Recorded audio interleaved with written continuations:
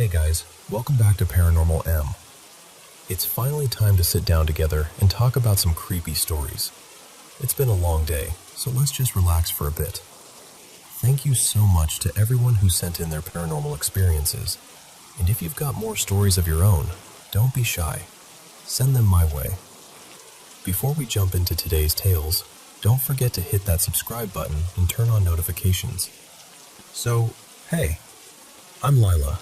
And since it's October, I figured it's finally time to talk about the house I grew up in. I always feel like I have to start with, I'm not some amazing storyteller. I didn't write this all out as a novel or anything.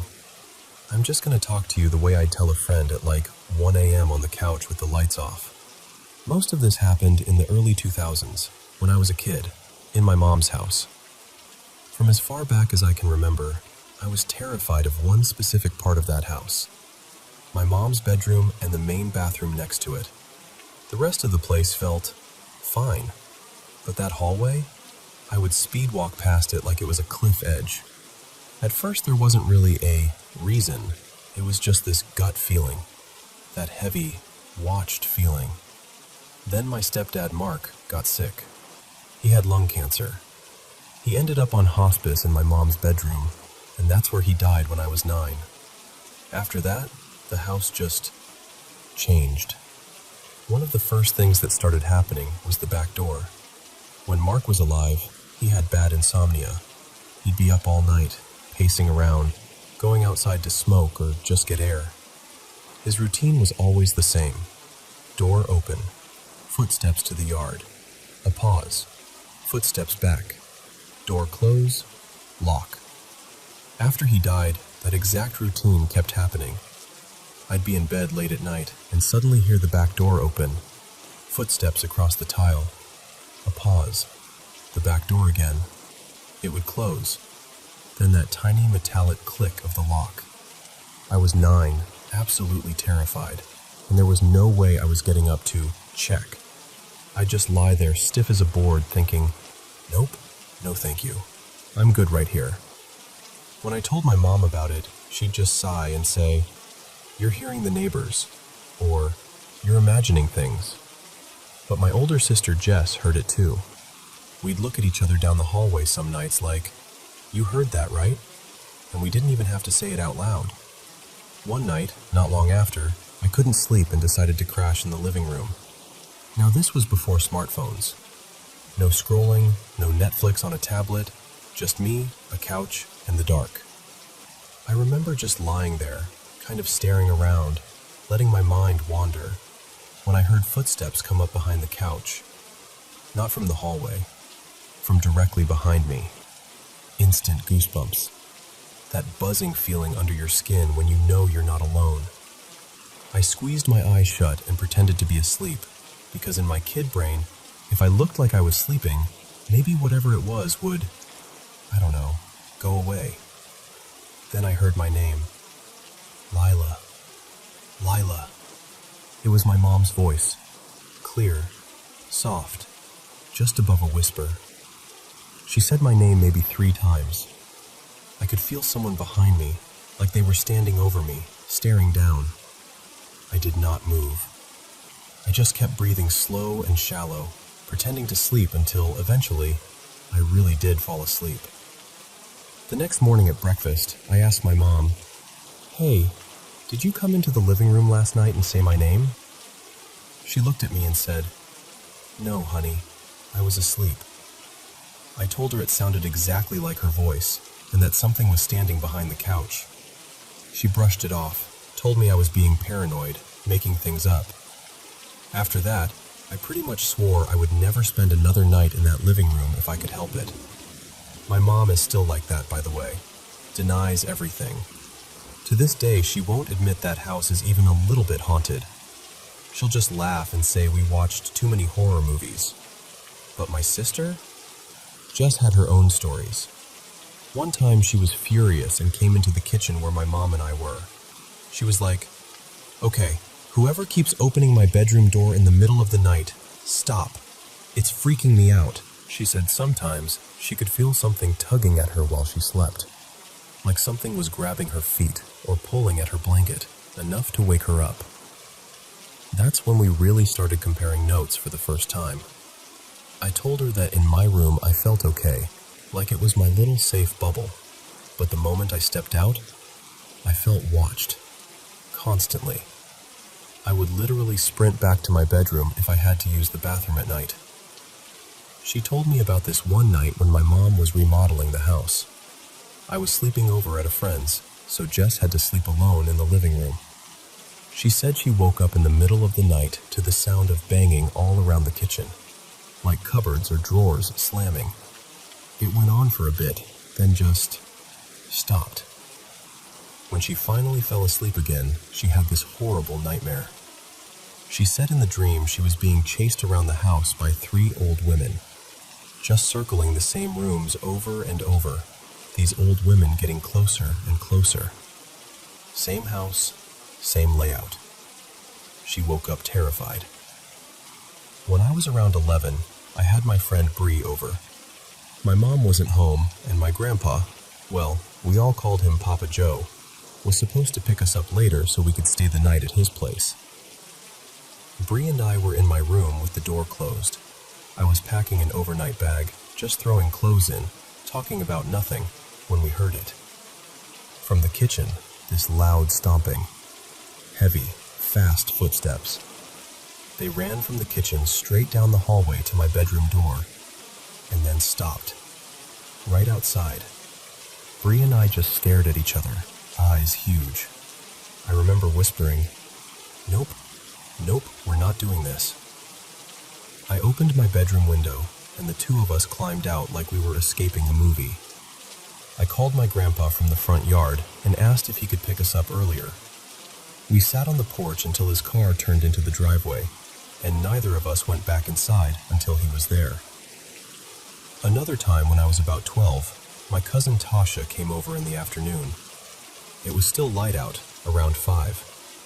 My mom wasn't home again. This is a theme, by the way. And Tasha asked if she could take a shower. I told her, "Yeah, sure, but the extra towels are in my mom's room. You'll have to go in there." Now, I was not going in that bedroom. I would avoid that room at all costs, even during the day. But Tasha didn't really believe in anything spooky, and it was daylight, so I figured she'd be fine. She went down the hallway, turned into my mom's room, and I went back to messing around in my bedroom. Then I heard her scream, like blood-curdling, panicked screaming, followed by the sound of her running. I rushed into the living room just in time to see her bolt out of my mom's room and straight toward the front door. I didn't even ask questions. I just unlocked the door, and we both ran out onto the front porch. She was breathing hard, pointing back at the house, trying to explain what happened. When she finally calmed down, she told me she'd gone into my mom's bathroom, flipped on the light, and in the corner of the room, she saw a tall shadow figure just standing there. Not moving. Just there. She said as soon as she realized she was looking at a person-shaped shadow that shouldn't be there, she turned and ran. I told her, "Yeah, no, we are not staying here tonight." We called Papa Joe again, and he took us to his place. Honestly, that became my little survival strategy. If I heard anything too weird while I was alone, I'd just wait out on the porch until someone came home.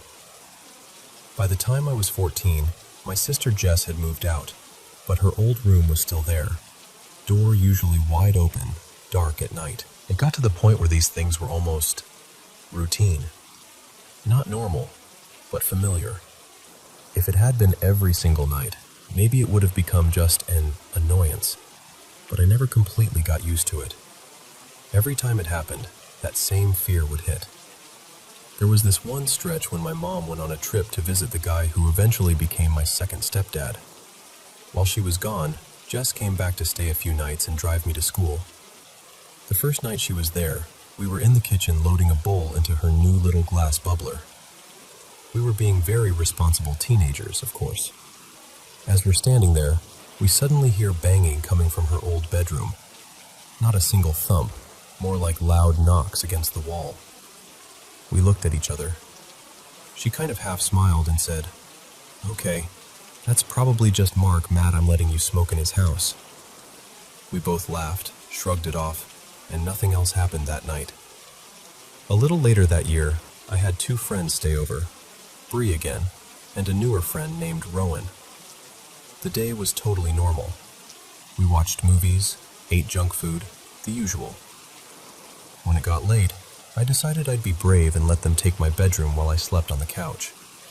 Part of me felt like I was being protective, like, if anything weird's gonna happen, better it happens to me than to them. It was around 4 in the morning. I was lying on the couch with my phone, just mindlessly scrolling, when I heard the back door. Open, close.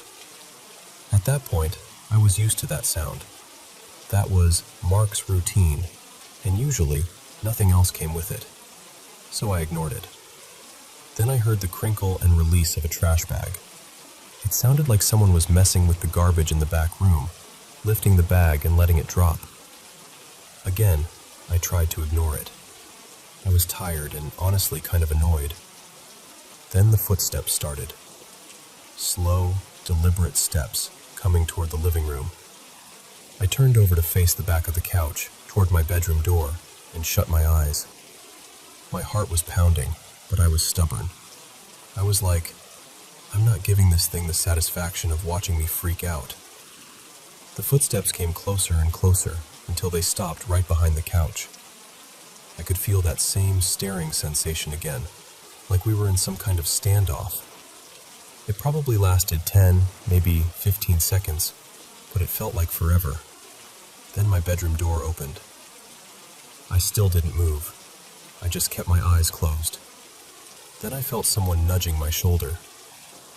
"Lila, hey, wake up." I opened my eyes and it was Bree. I was honestly shocked it was her and not something else. She climbed onto the couch with me and said, "Something's grabbing my blanket and my feet. It keeps pulling at them. I'm freaked out." I told her as calmly as I could, "Yeah, weird stuff happens sometimes. Let's just hang out here. It's usually better when there's more than one person." She said Rowan was still asleep and hadn't noticed anything. I told Bree what had just happened to me with the footsteps and the trash bag, and she got even more freaked out. So we put on Adventure Time and tried to joke a little until the sun came up. The next morning, we asked Rowan if anything happened to her. She said no. Honestly, I got the vibe she thought we were just trying to scare her because she was new. Around that time, my mom let her new partner move in, my second stepdad. Let's call him Eric. He'd been living with us maybe a week when he and I went out to run errands together. We were just driving, listening to the radio, when he glanced over at me and said, "Hey, do you think your house is haunted?" I just about jumped out of the seat. "Oh my God, yes! Did you see something? What happened?" I was so relieved that an adult might actually believe me. I got chills instantly. I told him, "And that is exactly why I avoid that bedroom. I won't go in there alone. There has always been something in there." He told me he'd mentioned it to my mom, and she'd told him he was paranoid, that nothing like that ever happens. Classic. He and I swapped stories the whole ride. Later, after he'd been there a while, he admitted that whenever he walked past Jess's old room, he'd see a shape in the corner of his eye, like a person standing right inside the doorway. Fast forward a bit. I'm older now, but weird things still happen in that house. I refuse, like flat out refuse, to be in there alone.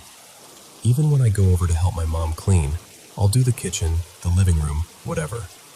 But when it's time to clean her bedroom and bathroom, she has to be in there with me. She'll laugh, roll her eyes, say I'm dramatic, but she stays. She sits on the bed scrolling her phone or folding laundry while I do the dusting and vacuuming, and I feel slightly less like I'm going to turn around and see a shadow in the corner. Eric still occasionally tells me about weird stuff that happens when they're there alone. Jess and I still talk about growing up in that creepy house, swapping which memories still make our skin crawl. I know some people don't believe in this stuff, and that's okay. I'm not here to convince anyone. It just felt right to finally say it all out loud, especially in October. So yeah, that was my childhood house, the one I still won't stay in by myself. Happy October.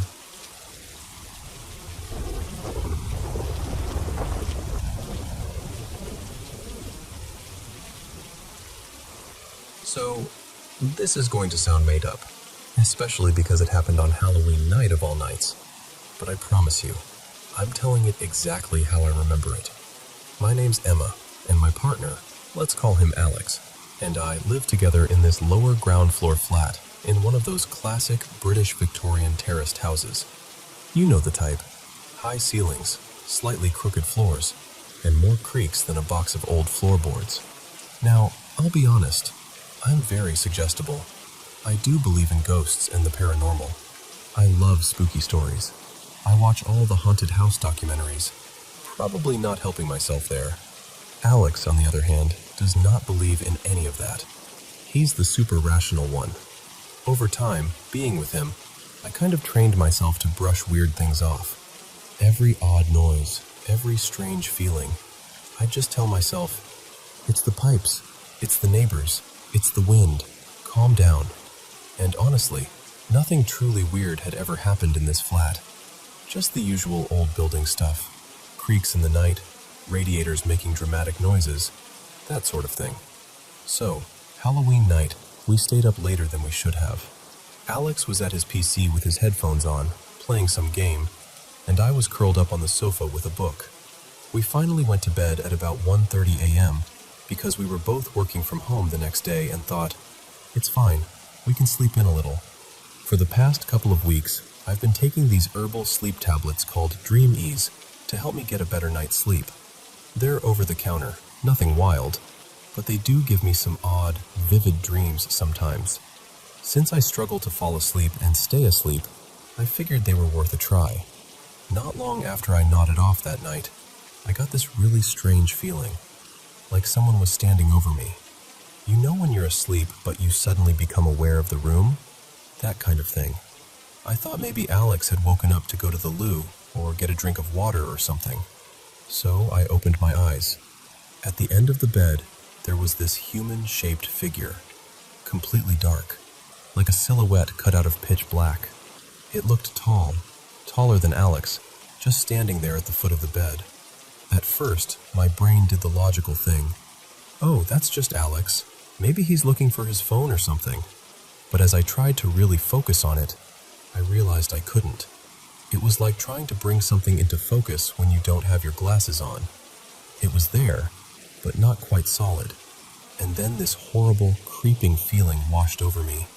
Just wrong. Like the air had gone cold inside my chest. I got so spooked that I squeezed my eyes shut, took a breath, and then forced myself to look again. When I opened my eyes the second time, the big figure wasn't there anymore. But I saw these smaller, shifting shadows in the same area, almost like they were breaking apart and fading away. Little patches of darkness sort of dissolving into the rest of the room. At that point, I told myself, okay, Emma, it's the dreamies. It's just a weird, half-awake dream. You're imagining it.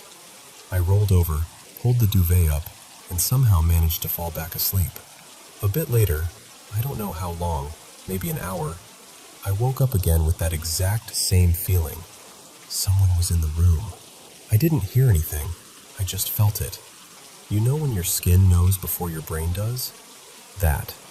But this time, I refused to open my eyes. I was scared, and I also didn't want to feed into it. I literally thought, if I don't look, it'll just go away. It's all in my head. So I stayed perfectly still, eyes closed, heart pounding, and eventually drifted off again. So we're in the kitchen making coffee. The kettle's boiling, the usual slow start to a work-from-home day. And Alex goes, totally casually, I had such a weird night's sleep. I was exhausted and passed out straight away. But then I woke up suddenly because I felt like there was someone in the room. And I just froze. I stared at him and asked, what do you mean, someone in the room? He says, I don't know. It just felt like someone was there, like a presence. I actually sat up and looked around, looked at the door, but there was nothing, so I just went back to sleep. And I swear to you, my whole body went cold. I got full-on chills, because that was exactly how I had felt. So I told him what happened to me. The dark figure at the end of the bed, the smaller shadows, the feeling of someone in the room, and how I'd woken up twice. I also asked him, "Do you remember roughly what time that was?" And he goes, "Not long after we went to bed, maybe a little after 2?" Which is exactly when it happened to me. At that point, I just looked at him like, "Okay, Mr. Skeptic, explain that." Even he didn't have a neat, logical answer. He tried to. He said maybe we were both half awake and influenced by all the spooky Halloween stuff, or maybe some shared sleep disturbance. But you could see on his face that it unsettled him. To try and comfort me, he said, "Maybe it was just one of our grandparents checking in on us, making sure we're all right." And I appreciated that. I really did. It was sweet. But the feeling I had that night wasn't comforting. It wasn't warm or protective. It felt heavy and uneasy and dark. Not evil necessarily, just wrong. So now we're both a bit freaked out. I'm sitting there like, are we losing it? Is this some kind of sleep paralysis thing? Was it our brains syncing up in a weird way? Or was it something else? I still don't really know.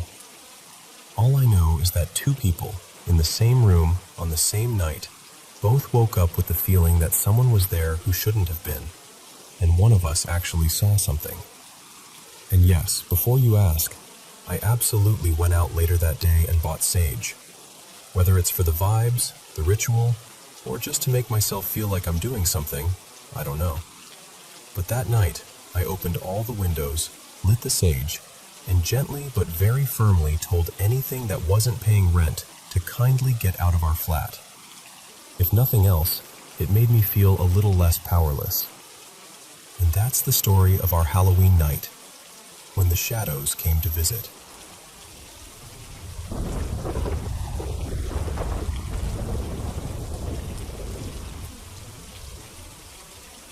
So, let me tell you a story.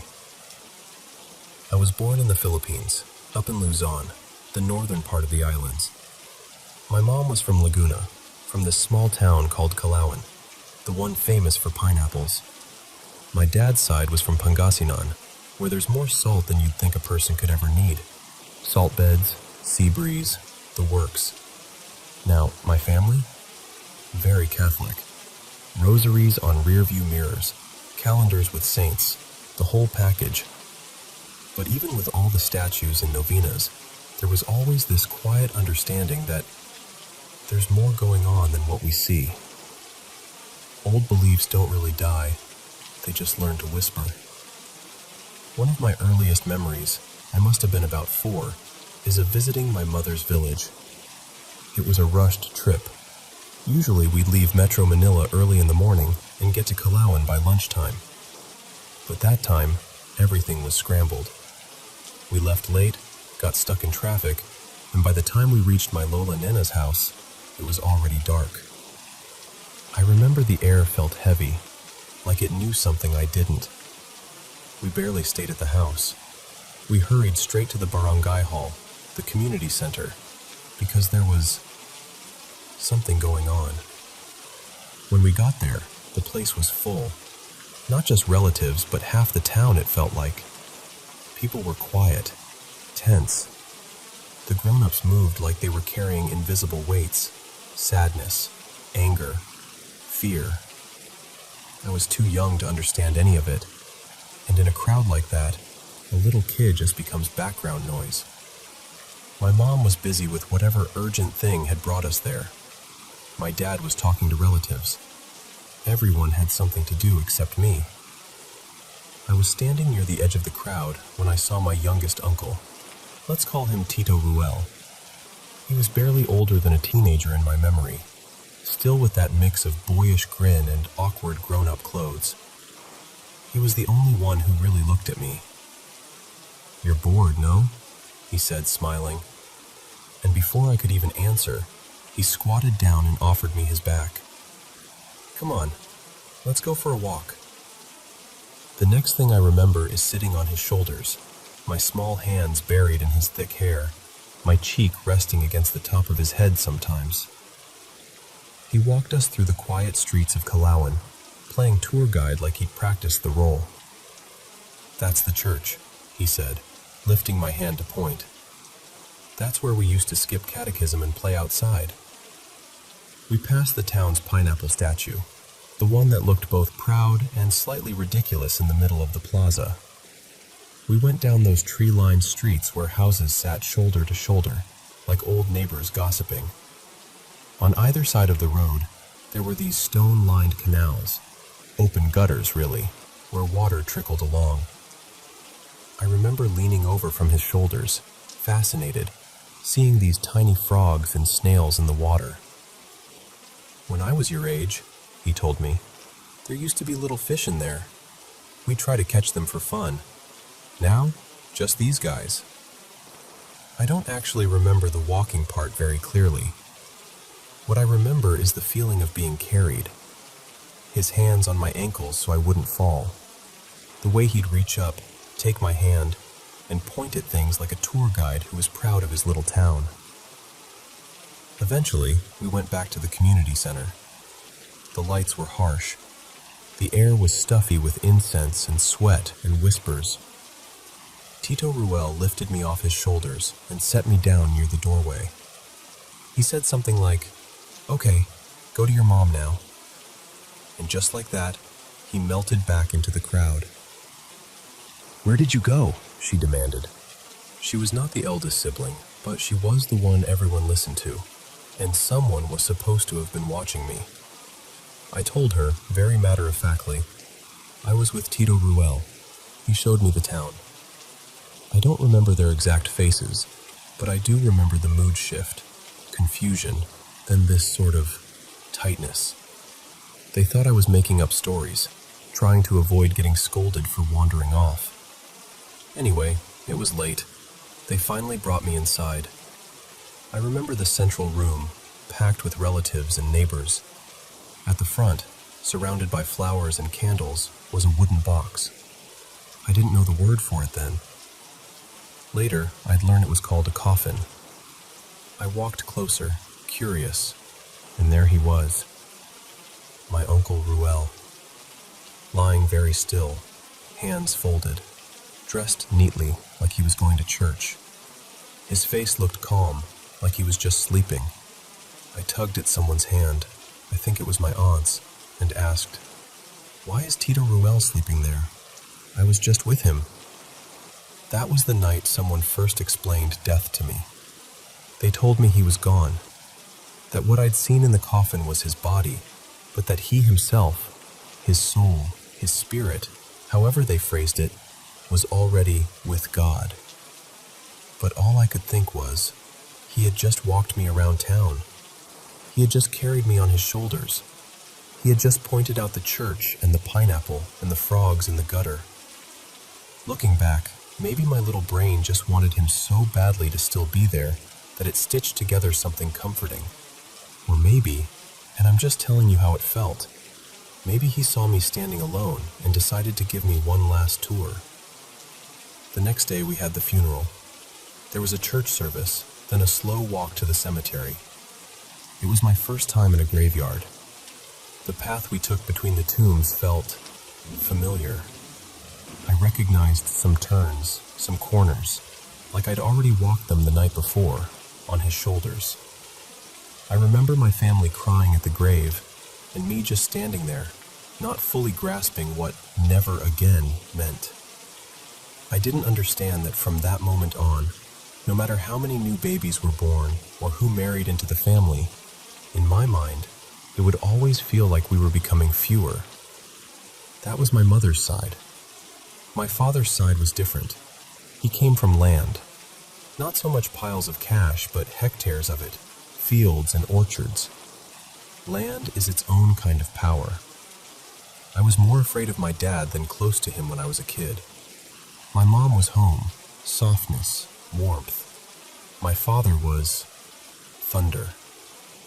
But one time, they took me to visit his parents, way out where his family name came from.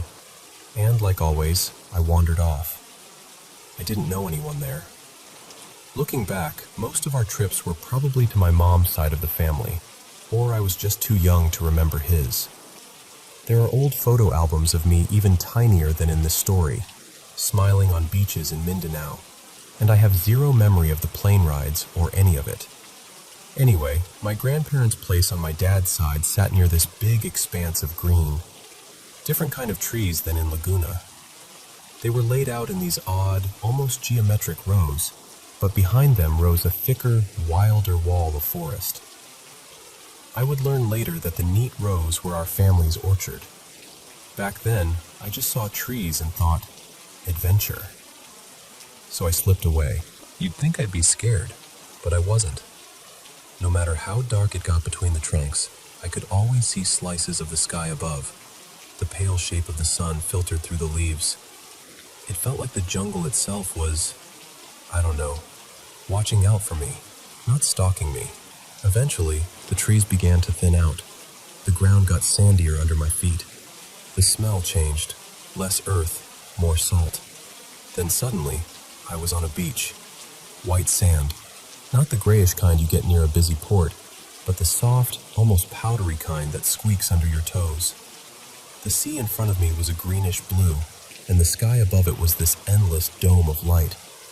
The only man-made thing there, aside from me, was a wooden cross. Not polished or fancy like the ones in church, just two rough beams tied together, planted near the edge of the sand. I didn't go near it. Even as a kid, I knew better than to mess with crosses in the middle of nowhere. I was already somewhere I probably wasn't supposed to be. I didn't know how to swim yet, so I stayed close to shore. I let the waves chase my feet, running back and forth, going only knee-deep when I felt particularly brave. I don't know how long I played like that, but kids have a special talent for losing time when they're happy. Then the sun started to dip, the light turning more golden and slanting across the water. And that's when it hit me. I did it again, I thought. I'd wandered off. They were going to be furious. I turned back toward the line of trees and realized I had absolutely no idea which path I'd taken. For a moment, my fear of getting lost wrestled with my fear of getting yelled at. But eventually the fear of my dad's anger won. So I took a deep breath and walked back into the trees anyway. The forest I went into did not feel like the same forest I came out of. Before, everything had been curiosity and wonder. Now every crack of a twig made me jump. Every patch of shadow looked too dark. I couldn't see my own footprints. I had no idea where home was from here.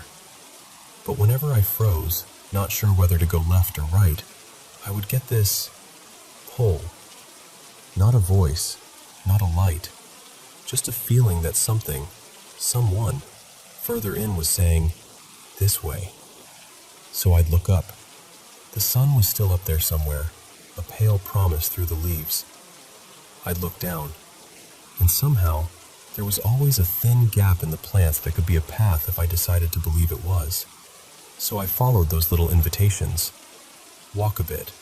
Stop. Feel that tug again. Adjust. Walk some more. Eventually, the wildness softened. Order returned. I stepped out between two rows of trees and realized I was back in the orchard, just a few lines away from where I'd started my adventure. I ran back to my grandparents' house, heart pounding, legs tired, sand still clinging to my ankles. The adults were frantic. Some relatives had already gone out looking for me. My grandmother grabbed me and checked me over, like I might have grown a second head while I was away. I, being a very straightforward little kid, blurted out, "I didn't know we were so rich we had our own beach." They just stared at me. The next day, we piled into vehicles and drove around town. They wanted to show me where the family name came from. I pressed my face to the window, looking for that quiet beach. There wasn't one. We drove further north and finally hit the real coastline. There were boats, people, houses, noise. It wasn't empty at all, but the curve of the land, the way the shore bent left and right, felt eerily similar to the beach where I'd been playing the day before. Growing up, I heard classmates and relatives talk about spirits and unseen things like they were always evil. Demons, tricksters, things to be afraid of. And I get it. A lot of people have stories where those things don't feel kind. But for me, as strange as it sounds, I never felt hunted. I felt watched over. If not loved, then at least guided. Years later, I moved to America. The landscapes changed. Pine forests instead of jungles. Mountains and lakes instead of rice fields and mango trees. Every now and then, out on a hike or sitting alone in some quiet park, I'd feel a familiar presence in the rustle of leaves or the way sunlight found me through branches. It was gentler there, quieter, or maybe I had already learned to doubt myself by then. The older I got, the more I tried to explain things away, to file them under memory glitches, childhood imagination, coincidence. It felt safer to trust logic than to admit that maybe, just maybe, something had reached out to me in those in-between spaces. But when I really sit with those memories, my uncle's shoulders under my hands, the hidden beach at the end of the orchard, the invisible guidance in the trees, I don't think about horror stories. I think about how, in the moments when I was small and lost and alone, I never truly felt abandoned. Whatever it was, memory, spirit, imagination, grace, I felt accompanied. And that feeling has stayed with me, even when I pretend it hasn't.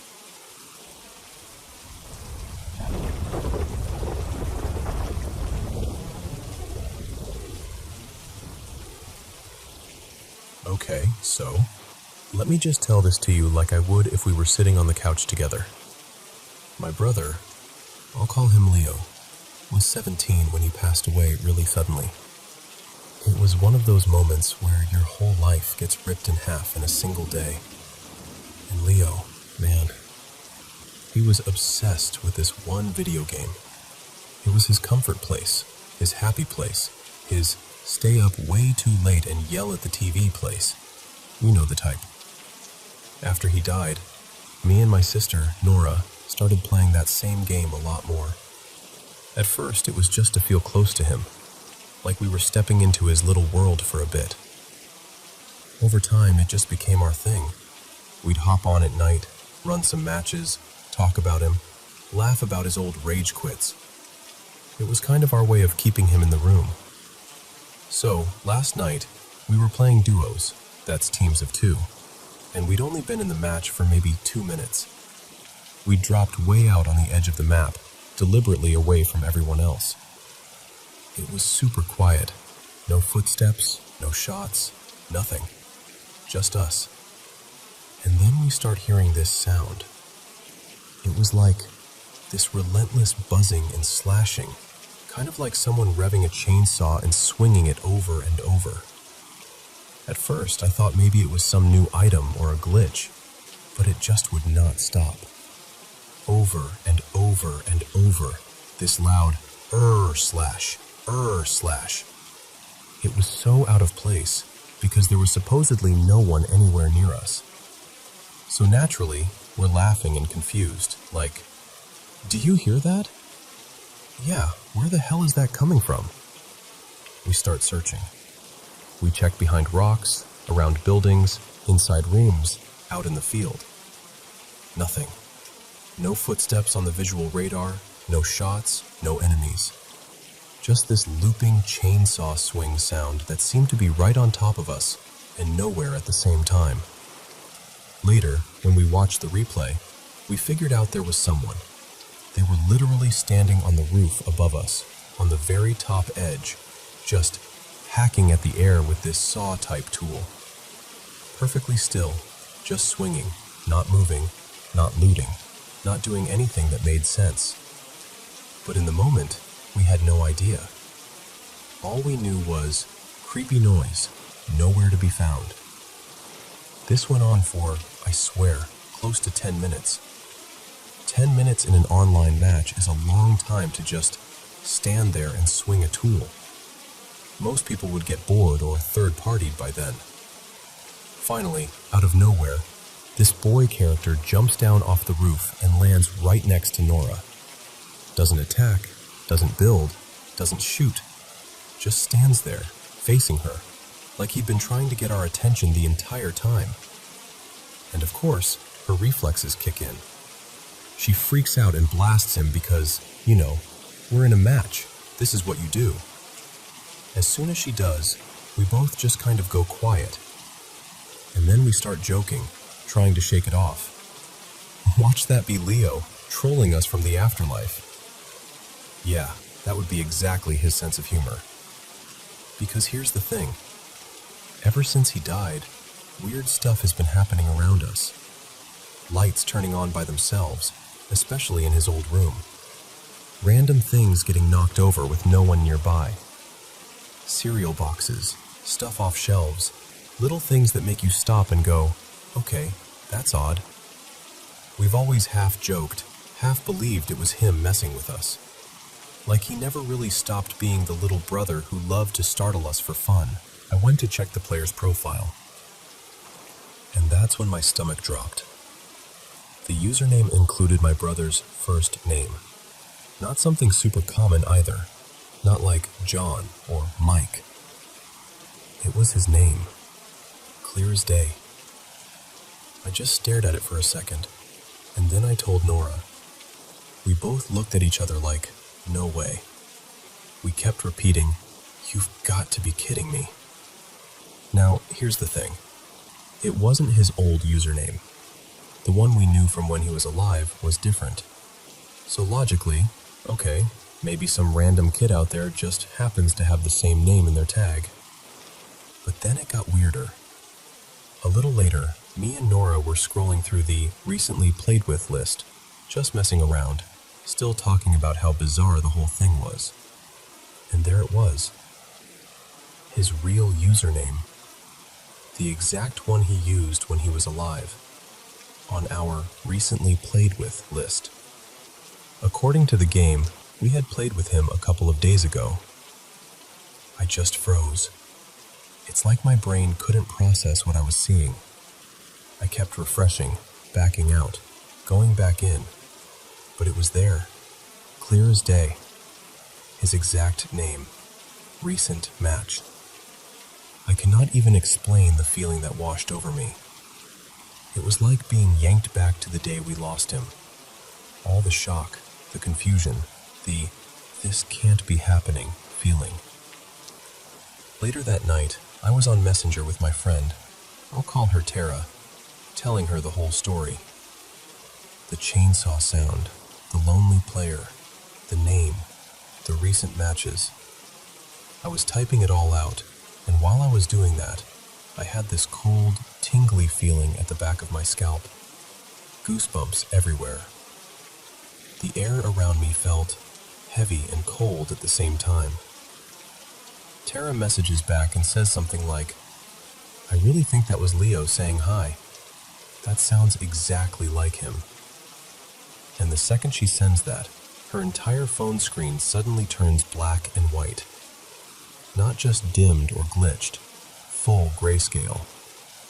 She thought it was weird enough that she grabbed her kid's phone and took a picture of it, then sent that to me as proof. After she restarted the phone, the color went back to normal. Meanwhile, I'm just sitting there with that frozen feeling, wrapped up in this cold, electric kind of air. You know that feeling when you know you're not alone in the room, even if you can't see anyone? Like the air itself is watching you. That's what it felt like. And this isn't the first time I've felt him around. Right after he died, they gave me a box with some of his things from the scene. I had the box in one of the rooms at home. That night, I started hearing noises in there. Soft shuffling, like someone moving around, things lightly brushing or being nudged. At first, I told myself it was the house settling, or the heater, or something stupid and normal. But the sound kept going. Then the dread kicked in. Not just fear, dread. Like this heavy, panicky feeling that wasn't even mine. It was almost like I could hear his thoughts in my own head. Stuff like, "Oh my God, what happened? This can't be real. This can't be happening to me." It felt like I was suddenly sharing his shock and terror from the moment everything went wrong. It was so intense that I could not stay in the house. I grabbed my keys and left, and stayed somewhere else that night because I just couldn't handle being there with that box and those feelings. Look, I'm not saying I have the answers. I know there are rational explanations. Accounts can be hacked, usernames can glitch, data can get weird.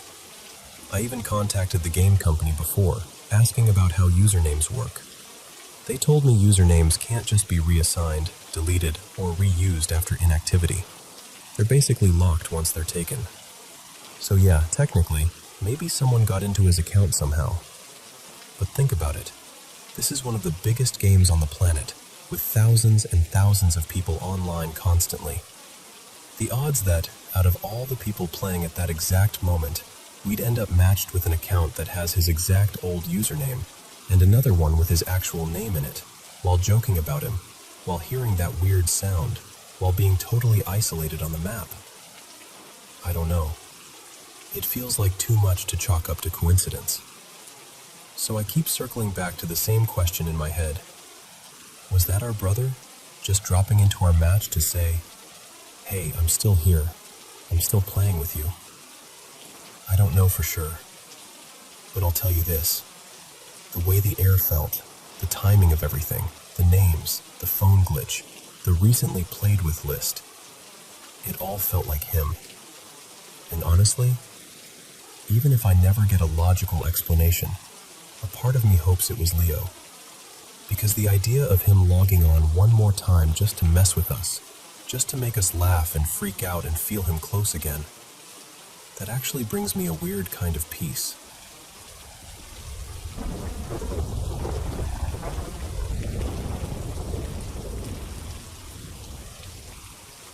So, my dad died pretty suddenly. It was October of last year. He was 62 and I was 29. One day he was just there, making dumb jokes and asking if I'd eaten yet, and then, heart attack. He was gone. I still trip over that sentence when I say it out loud. For some context, my dad, his name was Ray, and I were both very 420 friendly. That was kind of our little thing.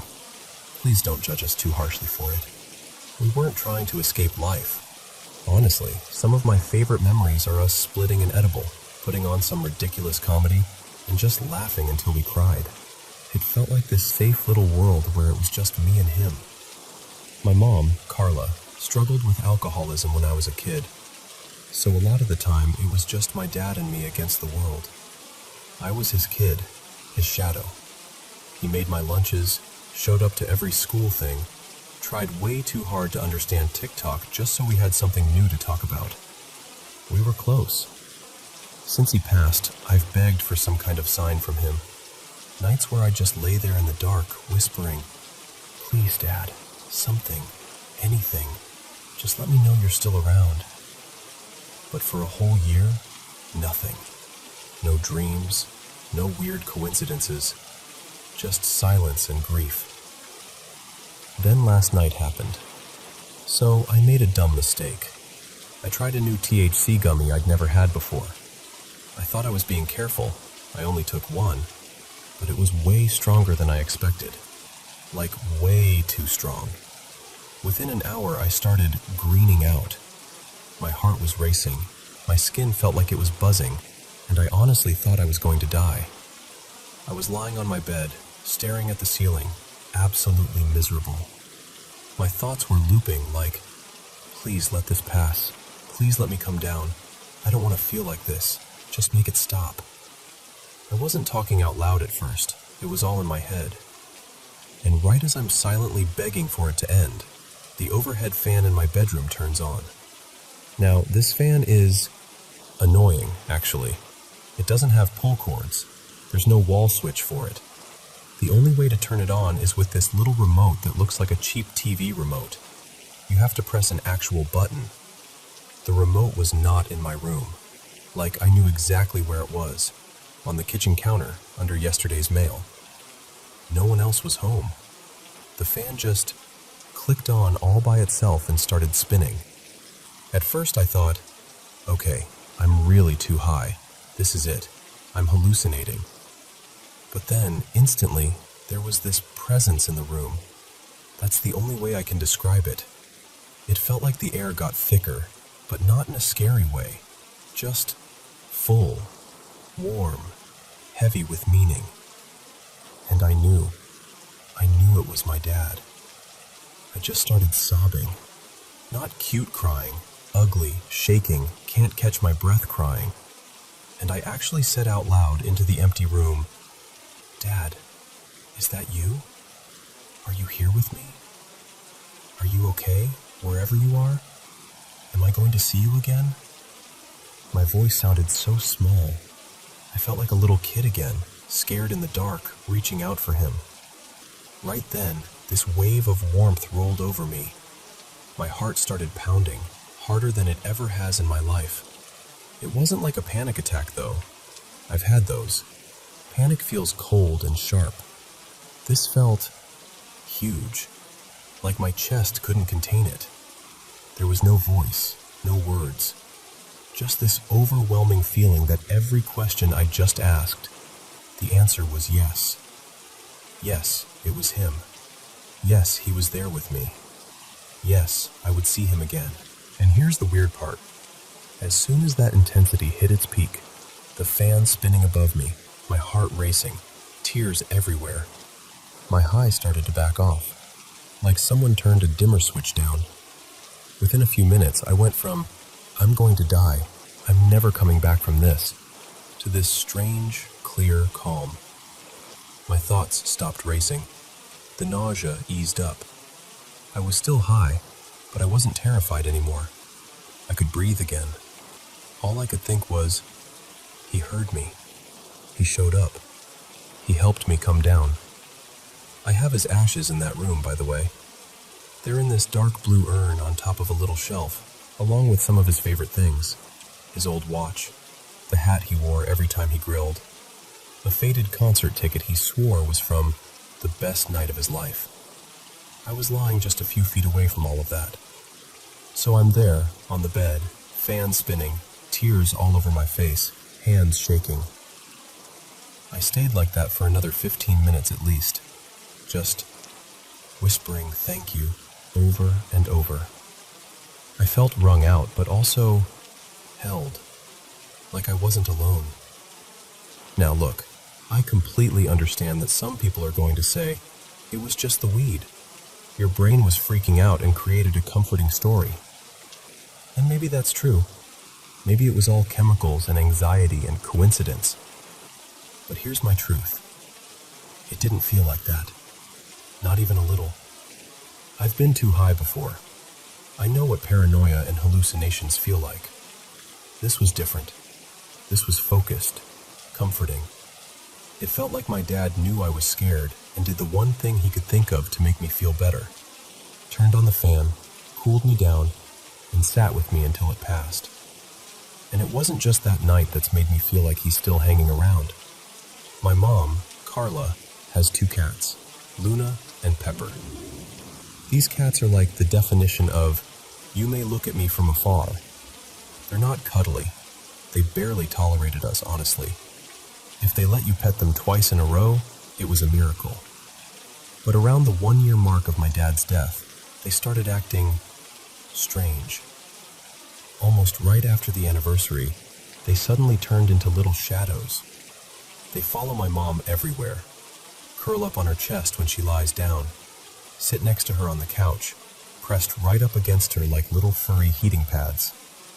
This is not normal behavior for them, at all. My mom keeps saying, half joking, Ray must have told them to keep an eye on me. And every time Luna curls up on my lap too, something she never used to do, I get that same little feeling in my chest. Like he's nudging them toward us, like, go on, they need you. Take care of my girls for me. Maybe it's just grief making patterns out of nothing. Maybe the cats are just getting older and softer. Maybe the fan glitched. Maybe the remote got bumped somehow. But I know how that moment felt. I know how suddenly the fear drained out of me. I know how I went from spiraling to safe, just like when I was a kid and my dad would sit on the edge of my bed, rub my back, and tell me everything was going to be okay. Before last night, I wasn't sure what I believed about the afterlife. I kind of floated in that space of, I don't know, I hope there's something. Now, I still don't have answers, like big picture answers. I don't know what exactly happens when we die, but I do believe this. Whatever's waiting for us, whatever it looks like, wherever it is, my dad is there. He's okay. And somehow, in some way I don't have the language for, he's still able to look out for me now and then. I believe I'll see him again. That belief feels less like a wish and more like a quiet, steady knowing. My dad, still being my dad, still taking care of me. Still finding a way to say, hey kiddo, I've got you. Breathe. You're going to be okay.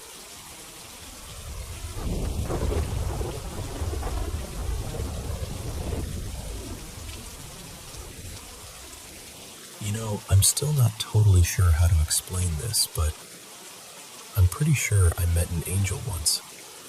So last September, I moved to Maui completely on my own. No grand plan, no safety net.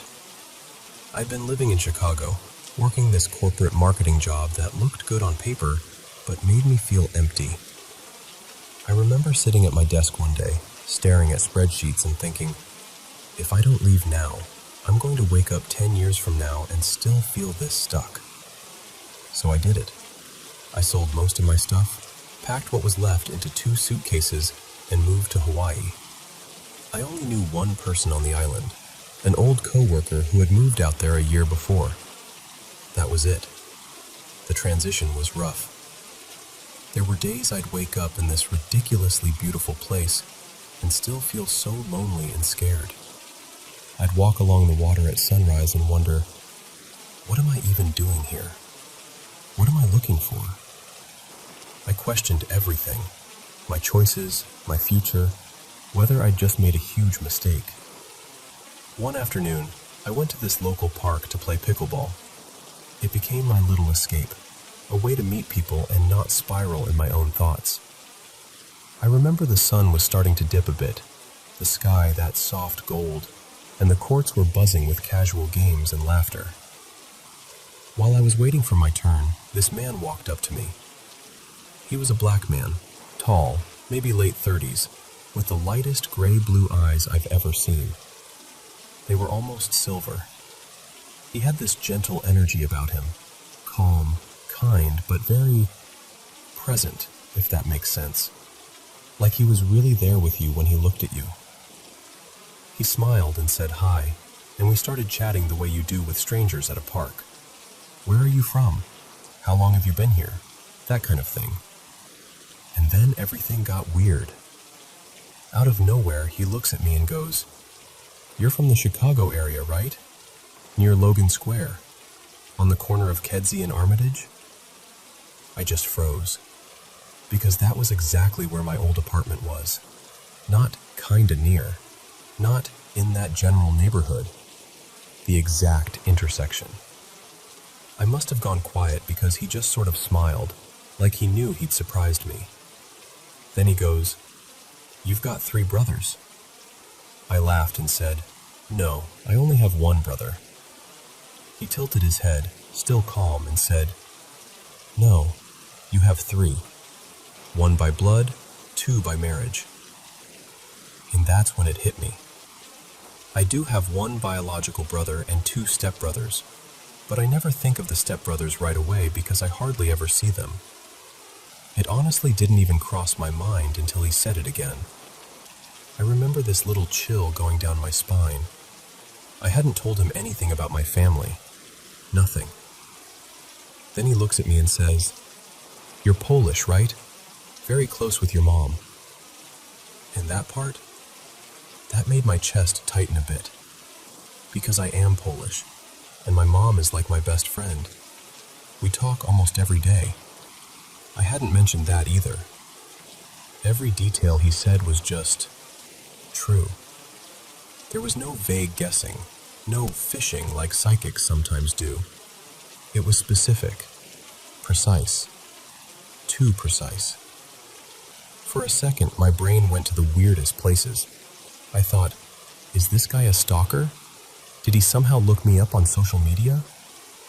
But I couldn't make any of it make sense. There was nothing about our short conversation that could have given him that much information. He must have seen the confusion on my face because he kind of chuckled softly and said, "Don't worry, I'm not following you. I just get these things. I have a sense about certain people. You were meant to talk to me today." And the wildest thing was, I believed him. At that point, I hadn't told him that I'd quit my job, or that I was quietly panicking about money, about my future, about whether I'd completely sabotaged my life. I was carrying all that around in my head, but I hadn't said a word. And then he keeps going. He says, "You're going to meet your person soon. You'll be married at 27. You'll have 3 kids, 2 girls and a boy." For context, I'm 24, and I'd been worrying about all of that. Love, marriage, whether I'd ever find a partner, whether I'd even want kids by the time I got there. These are the things I was staying up late at night thinking about, turning over and over in my mind. But hearing it from him, I don't know, it didn't feel creepy. It didn't feel like someone trying to mess with me. It felt calming. Almost like someone had quietly opened a window in a stuffy room. I didn't feel afraid of him at all. Instead, I felt this deep sense of peace settle over me.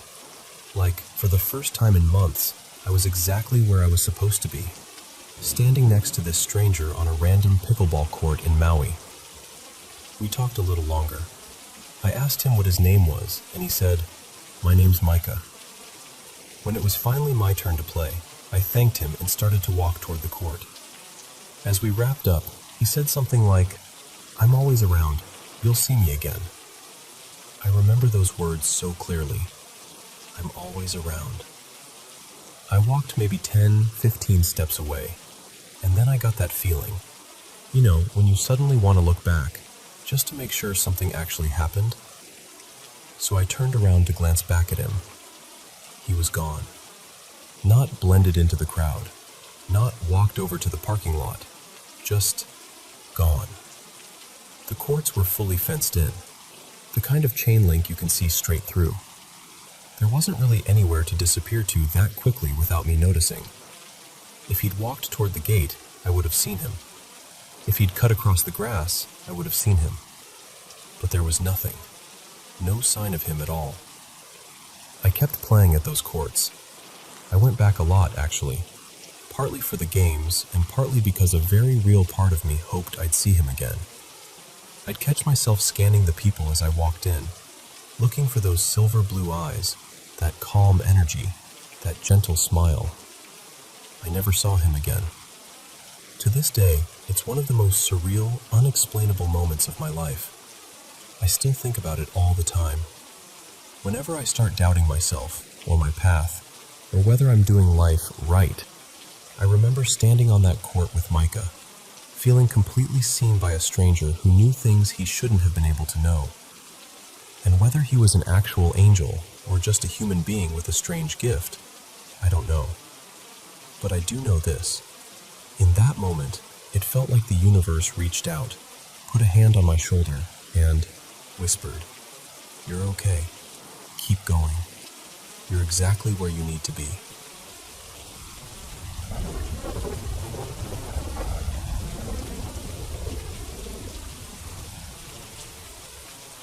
Hey everyone, welcome to Paranormal M channel. Did you miss me? I'm back at the mic and ready to hit you with some more paranormal stories.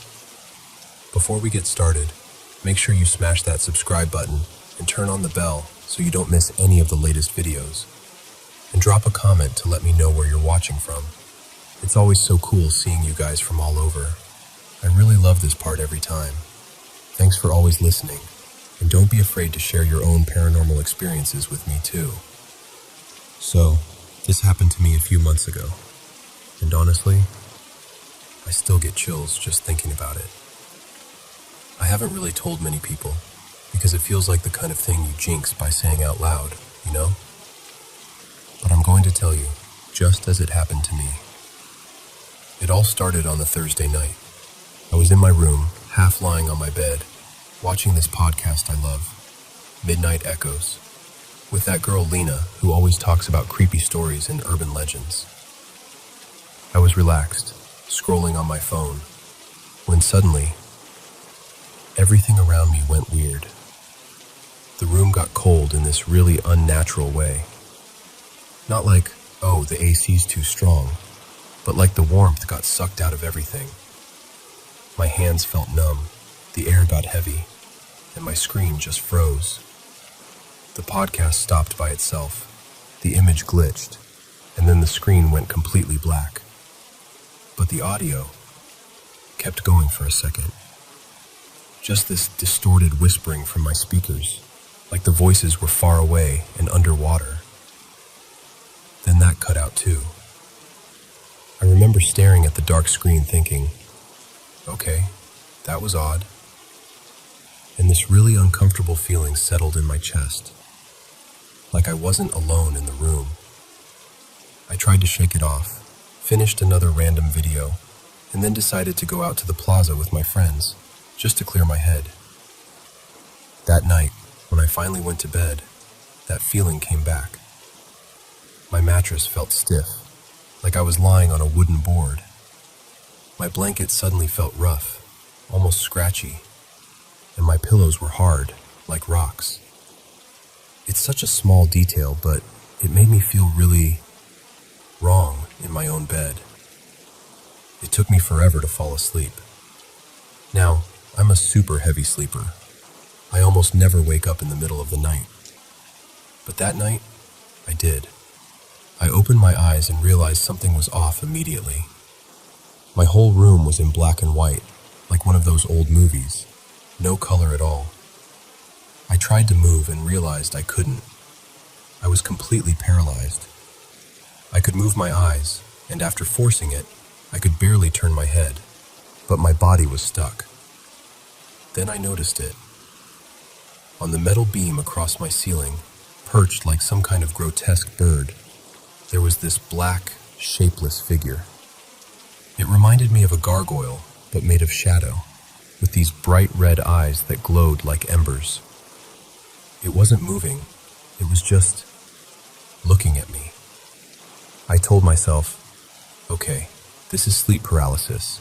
You've seen TikToks about this. It's not real. Just ignore it. But it felt real. The way it tilted its head, the weight of its stare, the cold in the room. Everything felt too real. It watched me for what felt like a long time, and then everything snapped. I jolted awake, this time really awake, and the colors were back. I could move again. I grabbed my phone. It was 3:03 a.m. The next day was normal, technically. I went about my usual routine, but I felt dull, like someone had turned down the brightness on me. I was distracted, slow, a bit numb. I didn't really tell anyone what happened. I just tried to pretend it was a bad dream. That night, though, things got worse. I have this little mixed breed dog named Coco who sleeps in my room. Usually he curls up and knocks out, no problem. But that night, he kept growling at the wall across from my bed. Not the window, not the door, just this one spot on the wall. He wouldn't take his eyes off it. His fur was standing on end, and he kept giving these low, warning growls, like he was staring at something I couldn't see. I tried to calm him down, eventually fell asleep. And again, I woke up in the middle of the night. At first, I saw nothing. Then, slowly, A shape appeared near the wall where my dog had been growling. It was a tall, dark silhouette, like a man made of shadow, with those same red eyes. Not glowing bright, just burning quietly. He didn't have clear facial features, just the outline of a man and those eyes. He lifted one hand toward me, not fast, not aggressive, just a slow, deliberate motion, like he was reaching out. And then I snapped awake. I grabbed my phone again.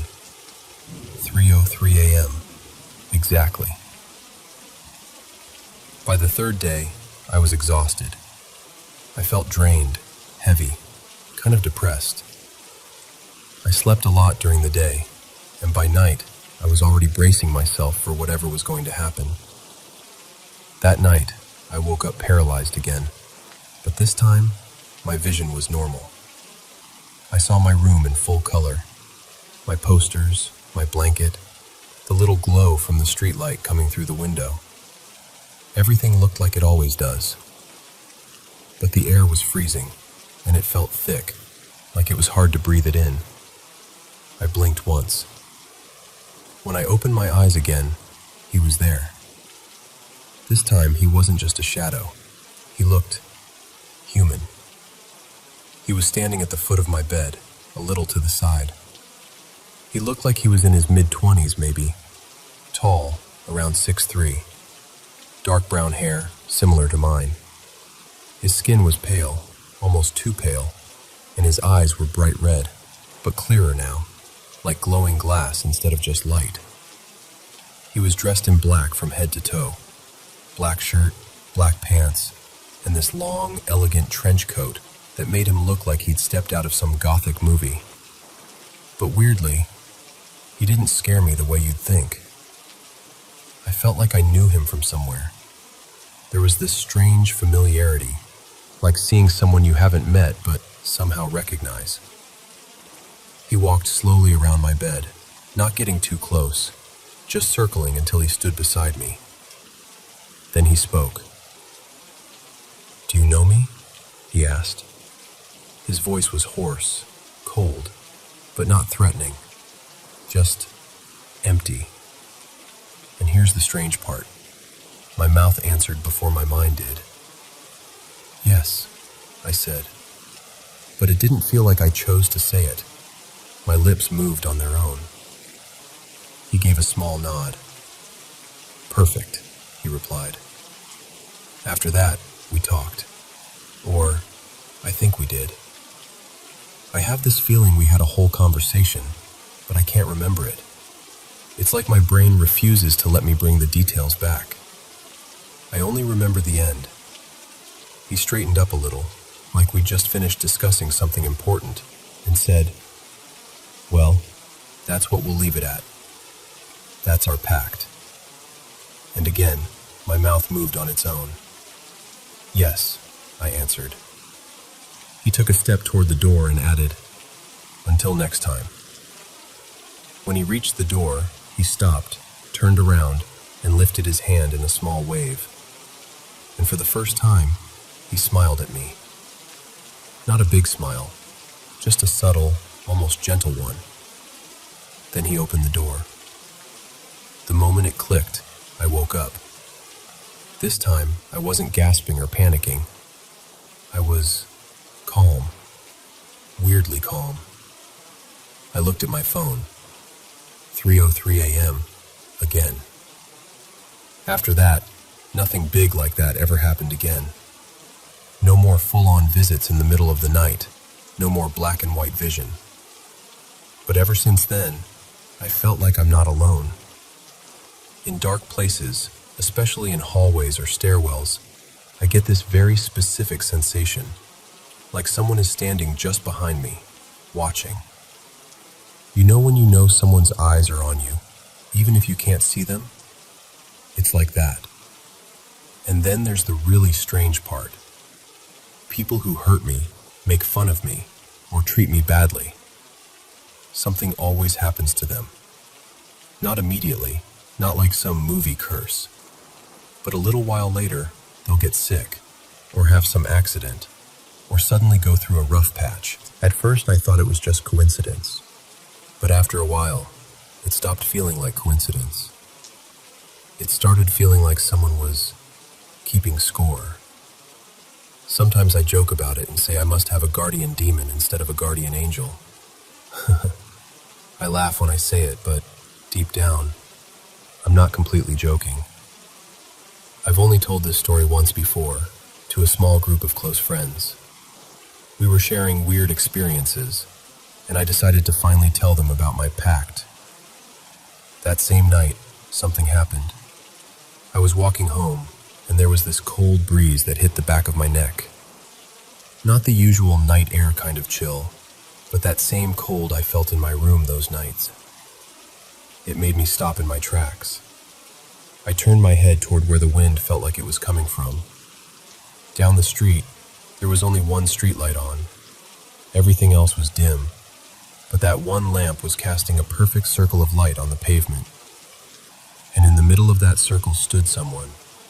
Tall, dark coat, head slightly tilted. Even from far away, I recognized him. Not with my eyes, but with that same strange familiarity in my chest. It was him. Those red eyes, subtle but unmistakable, were fixed on me. He didn't move closer. He just stood there under the light, watching. Then he lifted his hand and waved, just like he did that night in my room. I froze. I don't even think I breathed. He gave me a small, almost playful smile. I blinked, just once, and when my eyes opened again, the circle of light was empty. The street light was still on, but he was gone. And now, while I'm telling you all this, I'm getting that same feeling again. The air around me is colder than it should be. I checked the temperature earlier.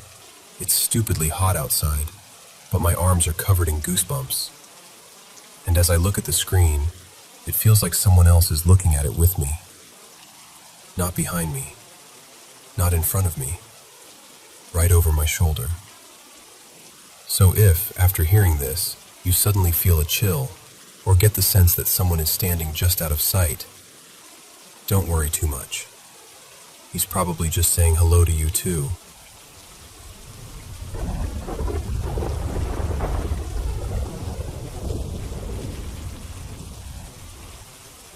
So, let me take you back for a minute. There's this park in Western Australia, right on the edge of the city. Back then, it was the sort of place people drifted to after clubbing, or when the night was too hot and sticky to bear inside. Some folks went there to cruise, some to talk, some just to breathe and come down. If you know, you know. But that's not really what I'm here to talk about. For me, that park was like a second bedroom. Sometimes I'd be there with friends, sitting around under the big old trees, sharing cigarettes and stories. Other times, I'd wander off on my own and sit by one of the two lakes, watching the turtles and the frogs, or whatever else decided to show up. It was unofficially social, you know? You never quite knew who you'd bump into along the paths or by the water. This particular night, though, I was alone. It was the late 80s, edging into the early 90s, a strange in-between time. A lot of us were playing with different spiritual paths, Wicca, earth magic, tarot cards that smelled like incense, crystals warmed from being worn inside shirts.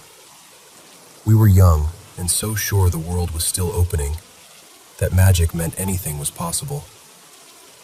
I was about 22 then, still carrying that naive kind of bravery. So that night, I'd just gotten up off the grass near the lake and started walking up one of my favorite paths.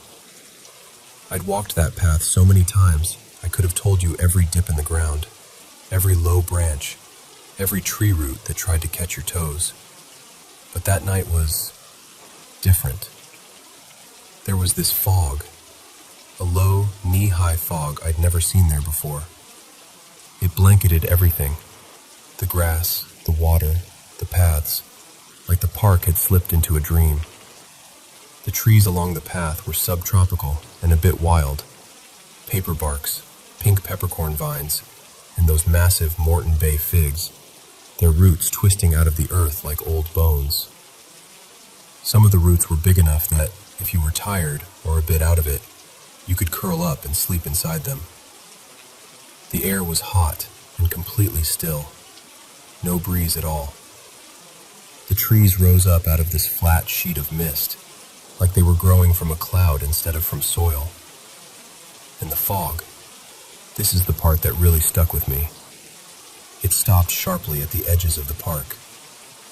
It didn't spill onto the sidewalks or the streets. It just ended, right where the city lights began, like someone had drawn a line. There was a weird silence, too.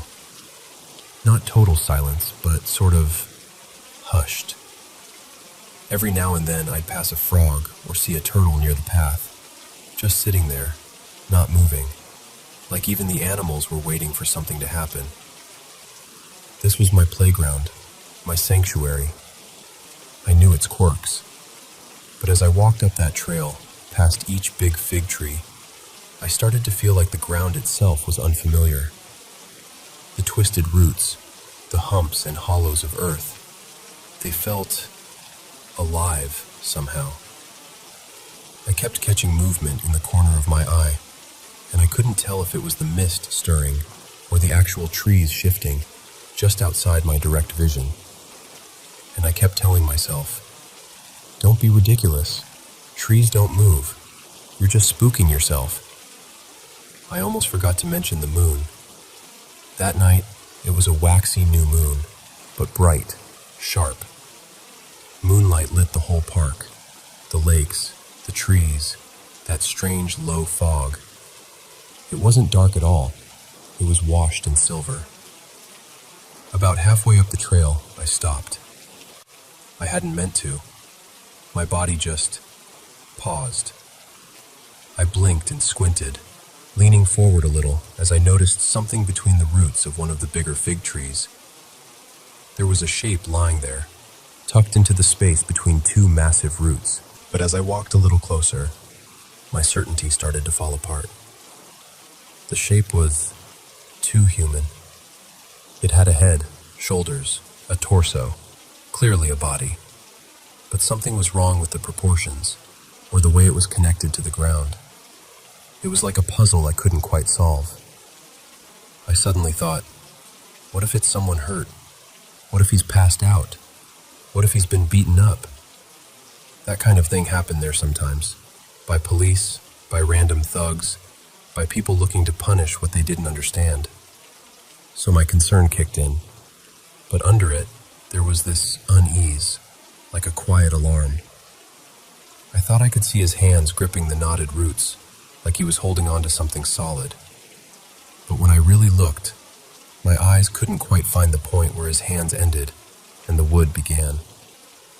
It was as if they blurred into each other. Again, I told myself, it's just pareidolia. You're seeing patterns where there aren't any. It's just roots. It's just fog. I got closer. I bent my knees a little, trying to bring my eyes level with him. I wanted what I was seeing to make sense. I needed it to be something ordinary. A drunk guy, a hallucination, anything I could explain later. Then I realized his head was lowered, but turned just slightly, in my direction. That's when he looked up. Our eyes met. For a moment, everything stopped.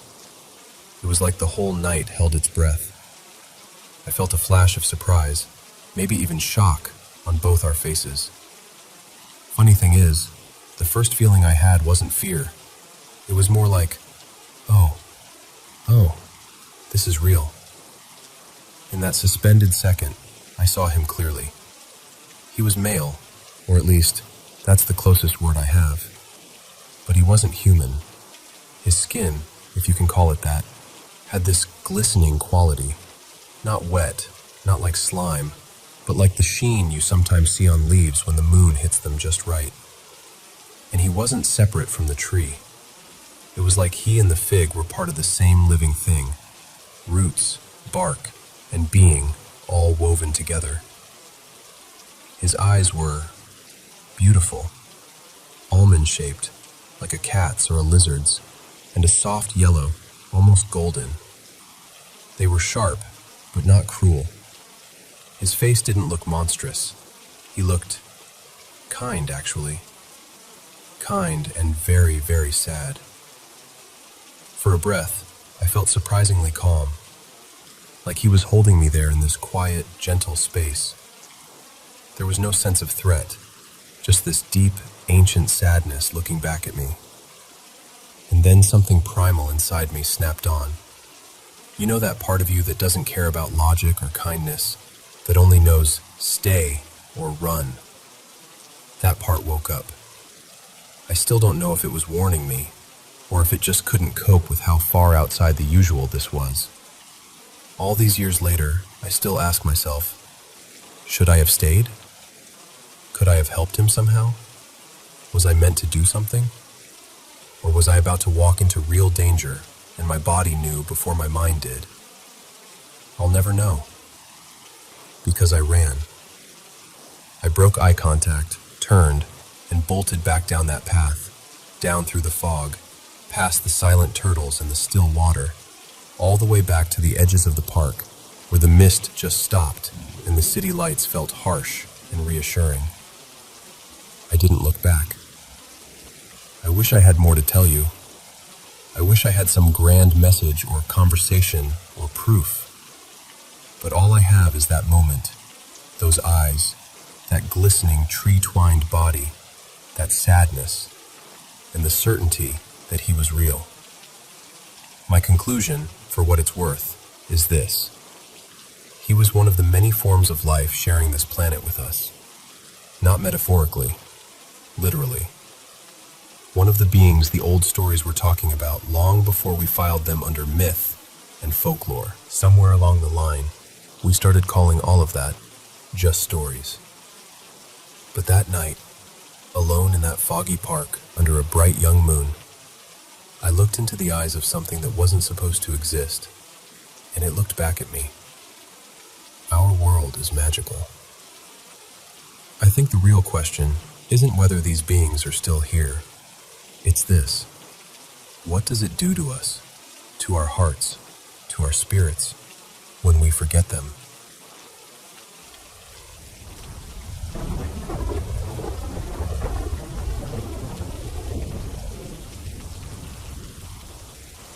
So, my story with the supernatural really starts the year my grandma from my mom's side passed away.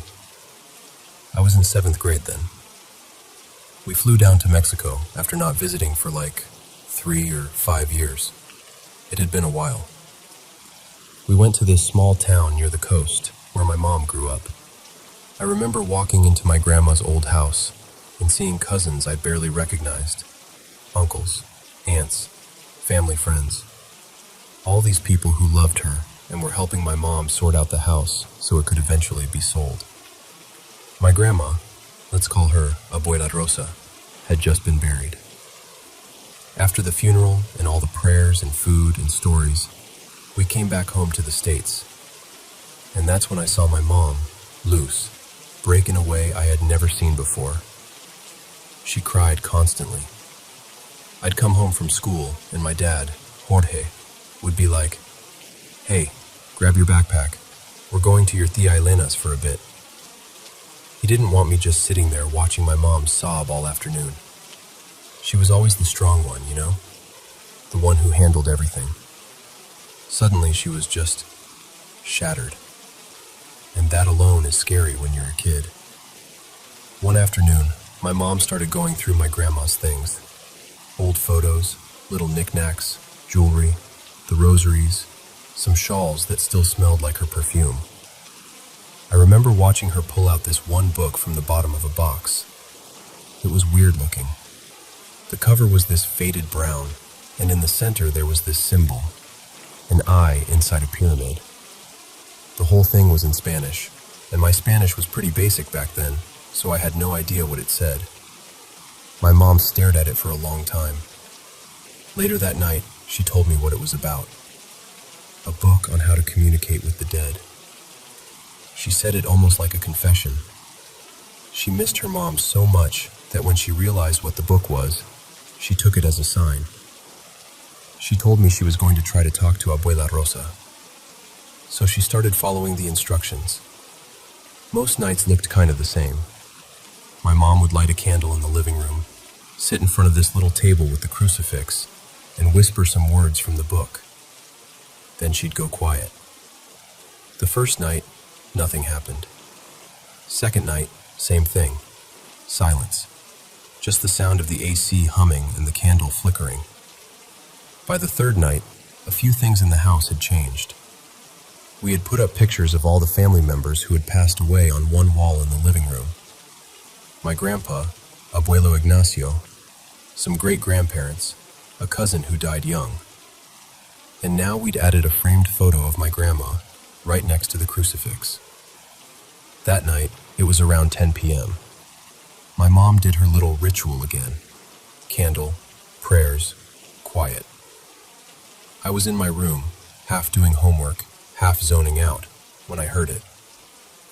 Bang! It wasn't just some tiny creak. It sounded like someone hitting the wall with their fist. Then another. Bang! My dad got up to check. I remember hearing him walk down the hallway, all annoyed, thinking maybe something had just fallen. Then he called my mom over, and the tone of his voice changed. So I went too. My grandma's picture was no longer on the wall. It was on the floor in the middle of the living room, face up, the glass shattered. Not near the wall, not leaning on anything, just there, like it had been flung forward. And all the other framed pictures?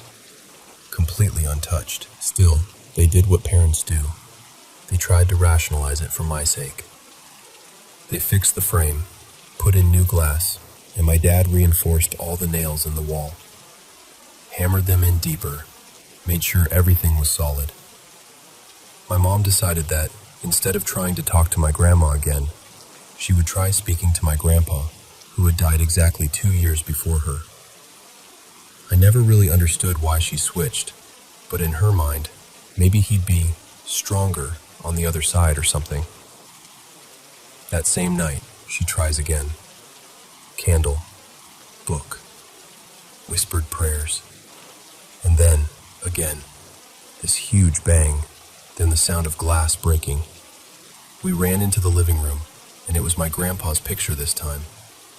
His frame was on the floor, glass everywhere, but the nail was still in the wall, perfectly fine. The frame somehow ended up further to the left, closer to my parents' bedroom door, like it had been thrown. My mom was done after that.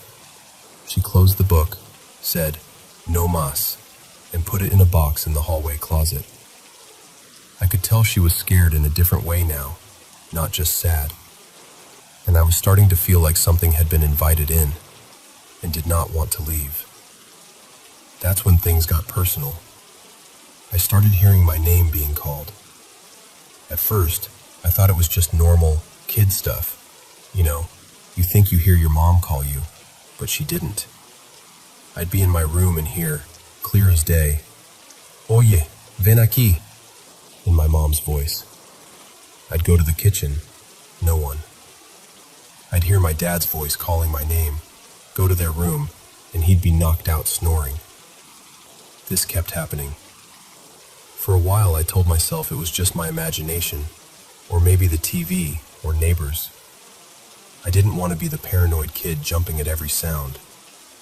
But deep down, I knew something was off. Then came the night that really messed me up. My parents had a couples retreat with our church that went from 6 to 11 p.m. It wasn't unusual. They trusted me to be okay for a few hours at home. I was excited, honestly. More time for movies and video games. So I finished watching a superhero movie. Pretty sure it was one of the Spider-Man movies, on DVD in the living room.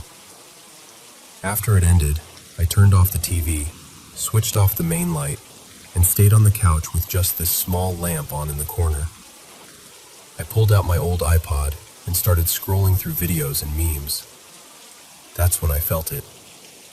You know when someone stares at you from across a room and you just know? Your body picks it up before your brain does. I got this sudden chill, like a cold hand on the back of my neck.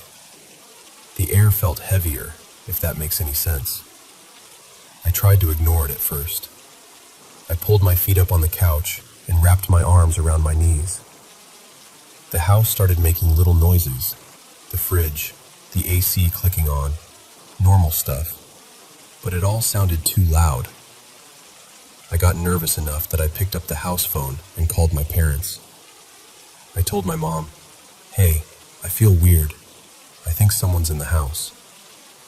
She tried to calm me down, saying it was just my nerves, that they'd be home soon. While she was talking, I looked over toward the kitchen, and the chairs moved. We had these two swivel bar stools at the counter that separates the kitchen from the living room. I watched one of them jerk like someone had kicked it. Then it slid, hard, right into my leg, like it was trying to push me off the couch. The other chair tipped over and hit the floor. The sound was so loud in that quiet house, I almost dropped the phone. My mom's voice faded into the background because at that point I was just frozen. It looked and felt like a scene from a haunted house movie, except I was the one in it. And then I heard it again. My name, called from just to my left. I turned my head, slowly, and that's when I saw her. All the horror movies I'd ever watched hit me at once. I just bolted. I dropped the phone. It hit the floor and cracked. I ran straight to my parents' bedroom, slammed the door, and locked it. I was shaking so hard I had trouble turning the lock. And then the banging started. Someone, something, pounded on the other side of the door. Not polite knocking, full-on, angry hits. I backed up against the far wall, sliding down onto the floor, crying, struggling to breathe. It felt like that moment would never end. Then, suddenly, the noise stopped. The house went quiet again. That silence was almost worse. After what felt like forever, but was probably around 9 or 10 minutes, I heard my parents' car pull up. The front door opened. I heard my mom call my name, this time for real. I cracked the bedroom door open and ran to them. The house was a mess. The chairs knocked over, the broken phone on the floor, the bar stool shoved away from the counter. They didn't see anybody else, of course. Just their kid, shaking, hyperventilating, crying like my life had just been ripped open. After that night, the weirdness didn't stop right away. It kind of moved into my dreams. I started having nightmares, really vivid ones, where I was in this gray forest, like everything was covered in fog. And there were other versions of me in there. They'd chase me, corner me, and do horrible things. I won't go into detail, but I'd wake up feeling dirty, terrified, and exhausted, like my soul had been chewed up.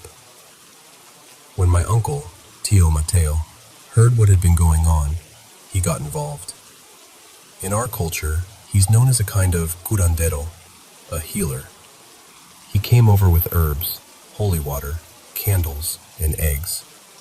He had all of us stand still while he prayed and rubbed the eggs over our bodies, one by one. Then he cracked them into glasses of water. I remember seeing the yolks twist and darken in these strange shapes. Some parts looked almost black, with weird little strings in them. He shook his head like, yeah, something's not right here. Our priest from church also came by to bless the house. He walked room to room, sprinkling holy water on the walls, the doorways, the photos. He prayed over the living room, especially near that wall with all the pictures. Slowly, things calmed down. No more voices calling my name. No more banging on the walls. The nightmares faded. The house felt like a home again and not whatever it had become. Years later, I was a lot older. This was around 2017. I was cleaning out a closet, and guess what I found? That book. Same faded cover, same eye inside the pyramid. The moment I saw it, all those memories hit me like a wave. The broken frames, the chairs moving, that thing wearing my grandma's face. I didn't even open it. I took it outside that weekend when some friends and I had a bonfire, and I used it as kindling. Watched it catch and curl up into ash. It was strangely satisfying, like I was closing a door that should have never been opened. And the truth is, even after all these years, about 14 of them now, I still don't know what that spirit was. Was it something my mom accidentally invited in with that book? Was it just grief twisting reality around us? Was it something that latched onto my family for a while? I don't have answers. All I know is, it felt real. It left a mark. And every time I hear a random knock in a quiet house, a tiny part of me is back in that living room, looking at a broken picture frame on the floor, wondering who or what threw it.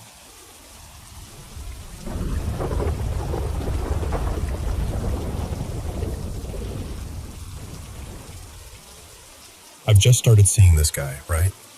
Let's call him Noah. We're a few dates in, still in that getting to really know each other phase. One night we're at his place, just curled up on his tiny, squeaky couch, talking about absolutely nothing important. Work, bad movies, what we'd eat if calories didn't exist forever. And then his phone, which is just sitting on the coffee table, suddenly slides a few inches across the surface.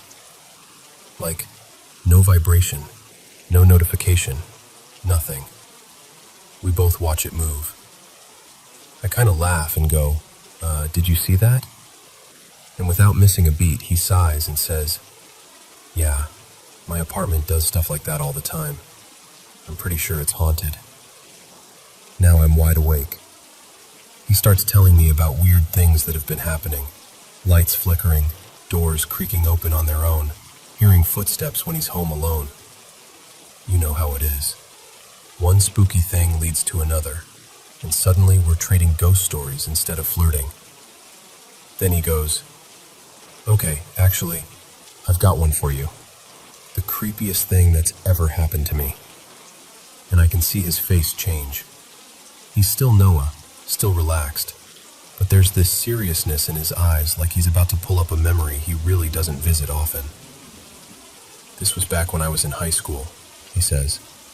His parents had gone out of town for the weekend, so he'd basically had the house to himself. He'd invited his friend Marco over, and they were doing what bored teenage boys do, playing video games, drinking cheap beer they definitely weren't supposed to have, talking trash, staying up too late. Eventually, Marco went home, and the house got really quiet. A little while later, Noah's high school girlfriend, Lena, called the house phone, which already dates the story, right? She sounded upset and told him, we need to talk. I'm coming over. So he's just sitting there on the couch in the living room, TV on low, waiting for her to show up. After a few minutes, there's a knock at the front door. He gets up, walks over, opens it, and there's no one there. The porch is empty. The street is completely still. No car pulling away, no footsteps, just silence. He stands there for a second, confused, and then kind of shrugs it off. Maybe he imagined it. Maybe it was the wind. Maybe the old door just sounded like a knock. He closes the door, locks it, and goes back to the couch. He's about to sit down when, out of the corner of his eye, he sees something move. Just a shadow at first. You know that feeling when your brain hasn't caught up yet, but your body knows something's wrong? So he turns his head. And there, standing a few feet in front of the couch, is a man. A full-grown man. Not blurry, not see-through, just there. The man is wearing a black suit and a crisp white shirt with a dark tie. His hair is slicked back, neat, almost old-fashioned, and he's just smiling. Not a friendly smile, not a big, creepy grin, just this small, fixed smile that doesn't reach his eyes.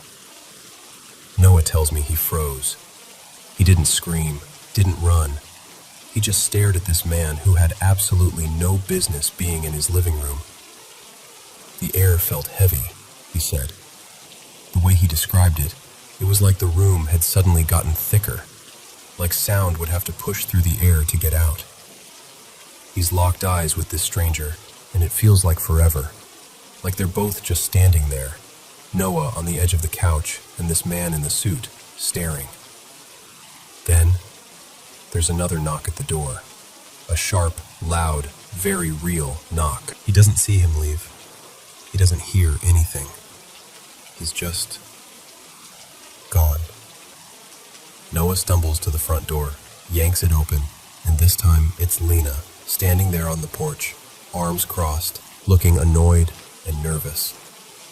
He drags her inside and starts telling her everything, talking way too fast. The empty doorway, the man in the suit, the way it felt wrong.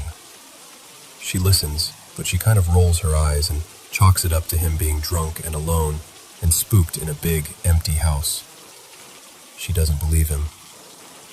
Life goes on. He doesn't tell a lot of people about it, but the image of that man in the suit, just standing there, smiling, stays burned into his mind. Fast forward a bit. One afternoon, he's visiting his grandmother, his abuela, over at her little house. She mostly speaks Spanish, and his Spanish isn't great, but they manage. They're sitting at the kitchen table, drinking coffee, when he suddenly remembers that night and decides to tell her about it. He starts describing what happened, stumbling over words in Spanish. He tells her that he was alone, that someone knocked, that no one was there, that a man in a suit appeared in his living room. He doesn't even get to the part about the smile before her face changes. She sets her cup down, looks at him very seriously, and says, in Spanish, "Es el diablo.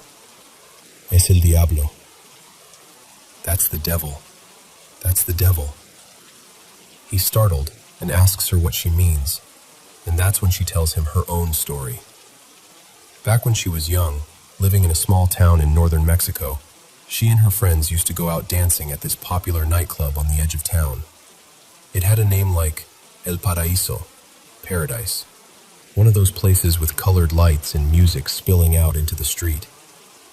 One night, she and two of her girlfriends went there like usual. The place was crowded, music was loud, everyone was drinking and laughing and dancing. While they were at the bar, this incredibly handsome man approached them. She remembers this very clearly. He was wearing a dark suit, not flashy, just sharp, fitted, like he'd stepped straight out of a movie. He was charming, well-spoken, confident. He bought them drinks, made them laugh, the whole cliché. One of her friends, Rosa, was instantly taken with him. You know when you can tell when someone's already decided, yeah, I like this one. It was like that. But the other friend, Camila, got quiet. She leaned over to Noah's grandmother and whispered, "Something's wrong. Don't look at his face.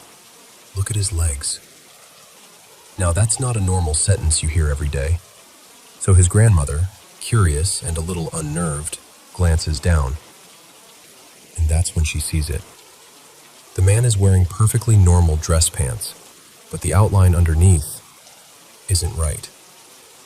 She said that one leg looked thin and bony, like a bird's, like a scrawny chicken leg. The other leg had this strange curve to it, like the hind leg of an animal, bent in a way a human leg shouldn't be, almost like a goat's leg. She can feel her skin crawling even as she's telling the story to Noah, decades later. Panicking, she nudges Camila and mutters that they should go to the bathroom, come up with an excuse to leave, something. Rosa, meanwhile, is still completely charmed, laughing at this man's jokes, leaning closer to him at the bar. So his grandmother and Camila tell Rosa, "We'll be right back." And they leave her there with him while they rush to the bathroom, hearts pounding. And then, in the middle of their whispered panic, they hear it. Screaming. Not the fun kind of screaming you hear in a club when a favorite song comes on. Real, blood-chilling screaming. People shouting, chairs scraping, glass breaking. They yank the bathroom door open. The club is chaos. People are shoving past each other, trying to get out. There's smoke. Someone yells that there's a fire. They can see flames starting to crawl up the curtains near the stage, then licking across the ceiling. Everything is moving too fast. The music has stopped, but the ringing in their ears is so loud that it feels like it's still playing. His grandmother and Camilla are pushed outside with the crowd, coughing, eyes burning. They stumble into the street, disoriented, and when they finally catch their breath, they realize something. They can't find Rosa. They search the crowd. They call her name. No one's seen her. No one remembers the man in the suit clearly enough to describe him. Some people don't even remember noticing him at all. The fire department comes. The club burns hard and fast. By morning, it's mostly a charred shell. And Rosa, the friend who'd stayed at the bar with the handsome stranger in the suit, is never seen again. Not that night. Not the next day. Not ever. No body is found that they can identify as hers. No one hears from her. She just disappears. His grandmother tells Noah that for years afterward, people in that town whispered about it.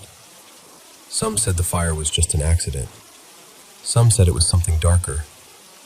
More than a few said the same thing.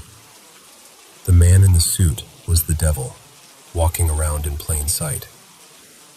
So when Noah told her about his man in the suit, smiling at him in his empty house, she didn't hesitate. "Es el diablo," she said. "He likes to show himself, just enough so you remember." Noah finishes telling me all this, sitting beside me on that same squeaky couch where his phone had just slid across the table on its own. And we're both quiet for a moment. The room feels different. The shadows feel a little heavier in the corners. I can hear the refrigerator humming, the pipes in the wall ticking, every tiny house noise suddenly amplified. He gives a small, nervous laugh and says, "So, yeah, that's why I don't love being here alone at night." I just look at him and say, "Okay, well, if your house is haunted, your ghosts are way too dramatic." But I'll be honest with you, ever since he told me that story, anytime I catch a glimpse of someone in the corner of my eye, like a reflection in a dark window or a shape at the end of a hallway, I always check what they're wearing. And if I ever see a man in a suit just standing there, smiling for no reason, I'm not sticking around to find out who he is.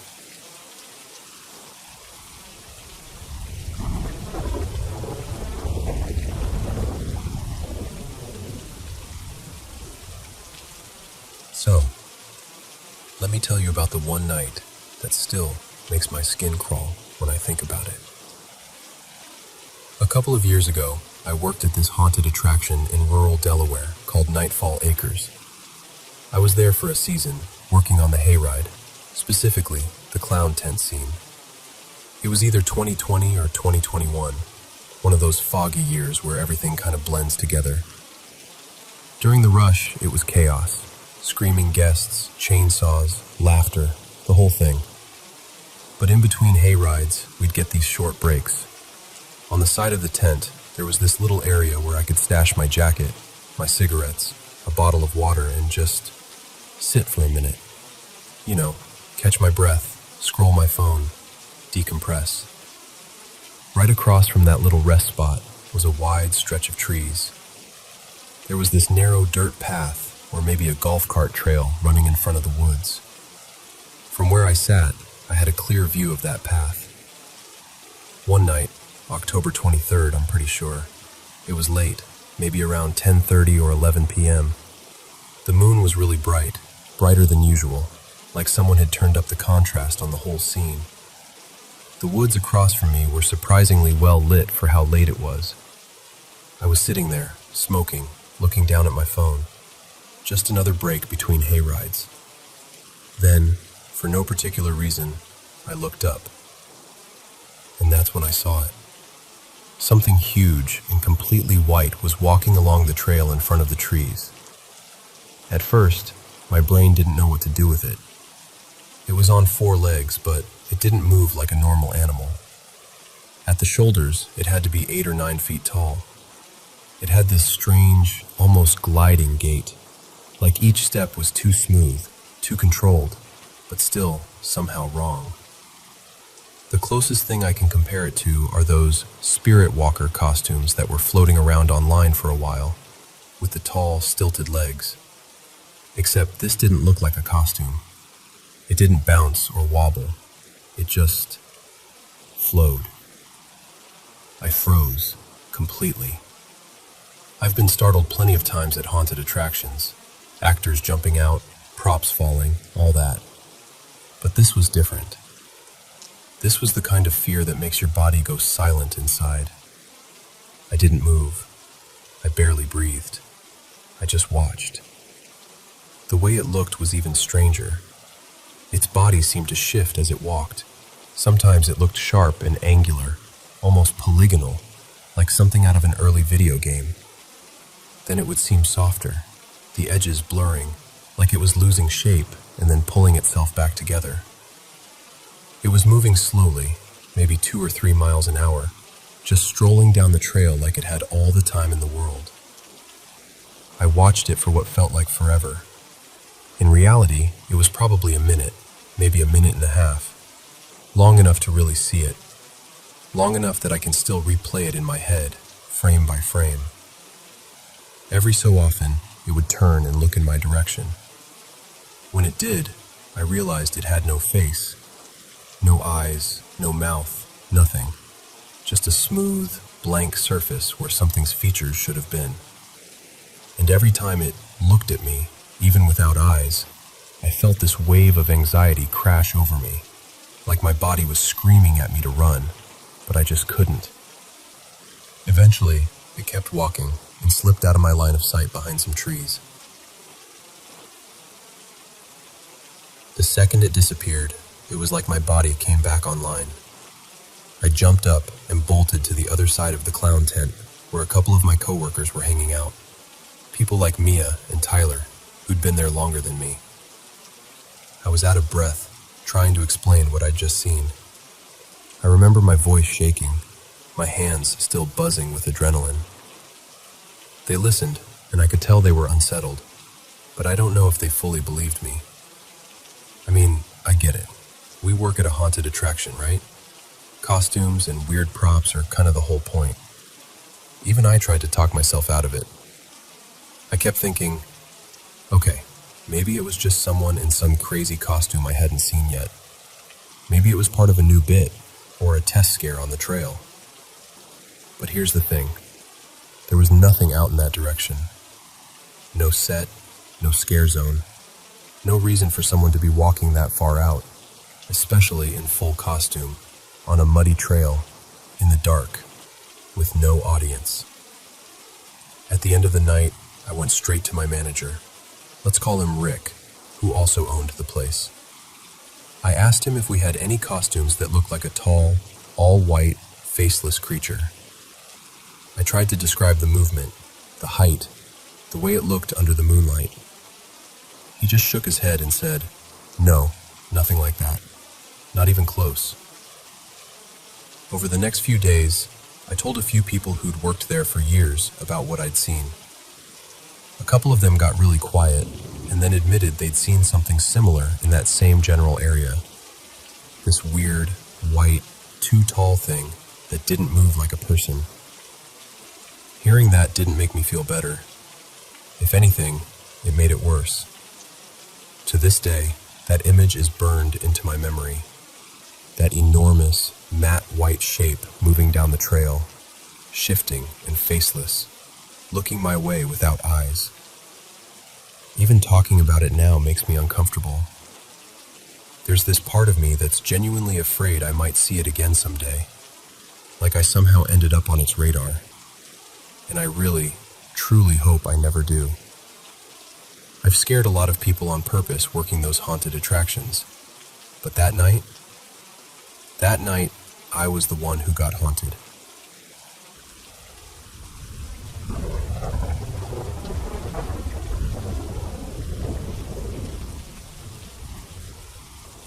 So, my dad's side of the family has always been very spiritual, but not religious at all. You know the type.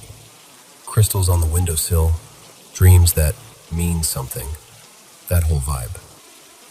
A lot of them have their own ghost stories or moments with the beyond. I've always been pretty skeptical, but there's this itch in the back of my mind that never totally goes away. So I figured, why not tell you? My great-grandma, her name was Elena, was a survivor of World War II. She fled her home in Lithuania when everything started falling apart. I don't know all the details. My parents were really tight-lipped about that part of the family history, and honestly, pretty fiercely conservative and closed off about anything that made them emotional. So all I really have are fragments. Elena's son, my grandfather Jonas, ended up marrying my grandma, Marion. Now, my grandma is a character. She claims she has Native American heritage, but she also tells these wild, dramatic stories that always made me kind of squint and go, really though? One of those stories used to haunt my dreams as a kid. She'd talk about this old farmhouse she lived in for a while. According to her, one night she was there completely alone, just her and the dogs. She said she was lying in bed, drifting off, when she felt this very clear tap on her hip. Not like a cramp, not the blanket shifting, an actual tap, like a fingertip. In my head, I always pictured her on a top bunk bed for some reason, even though she never said that. I think it's because I slept on the top bunk above my little brother for years, so I would imagine her in my place, someone or something underneath. She'd tell the story with such intensity. Her voice would drop, her eyes would get big, and by the time she got to the moment where she froze in bed and didn't dare turn around, my brother and I would be staring at each other, mouths open, completely hooked. We didn't realize that being breathless and spooked was exactly the reaction she was aiming for. Later on, I had my own, let's call it a maybe paranormal moment. We lived for a while in this housing development that everyone said was built near old indigenous burial grounds. You know how cities like to lean into creepy local legends if there's money in it? Ours definitely did. There were plaques, little historical tour blurbs, the whole thing. One afternoon, I was going up the stairs to my Aunt Denise's place. Halfway up, I froze. At the top of the stairs, just standing there, I saw this little native girl. She was holding a small doll in one arm, and she was looking right at me. Not angry, not smiling, just focused. There was this feeling, like she was trying to warn me about something.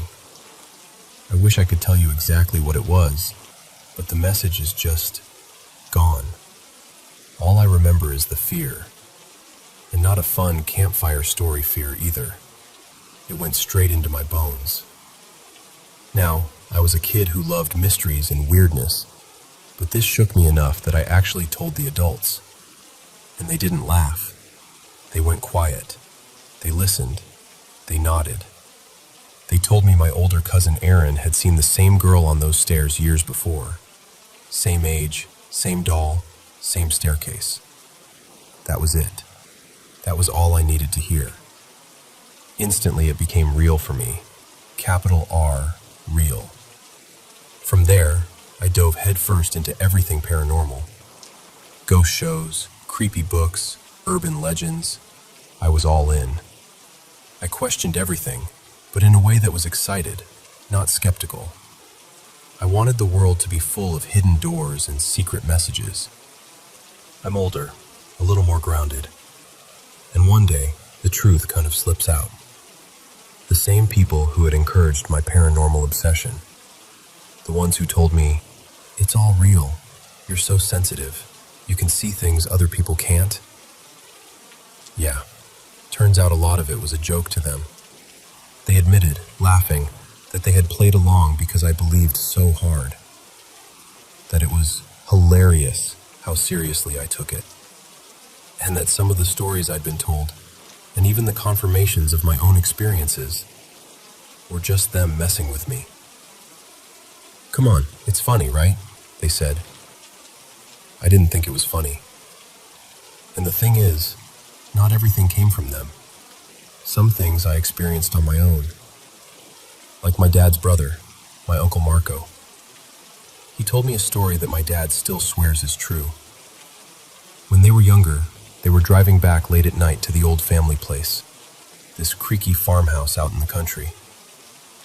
As they pulled up, they looked toward the kitchen window and saw their grandmother, my Grandma Lydia, on their mom's side, at the sink.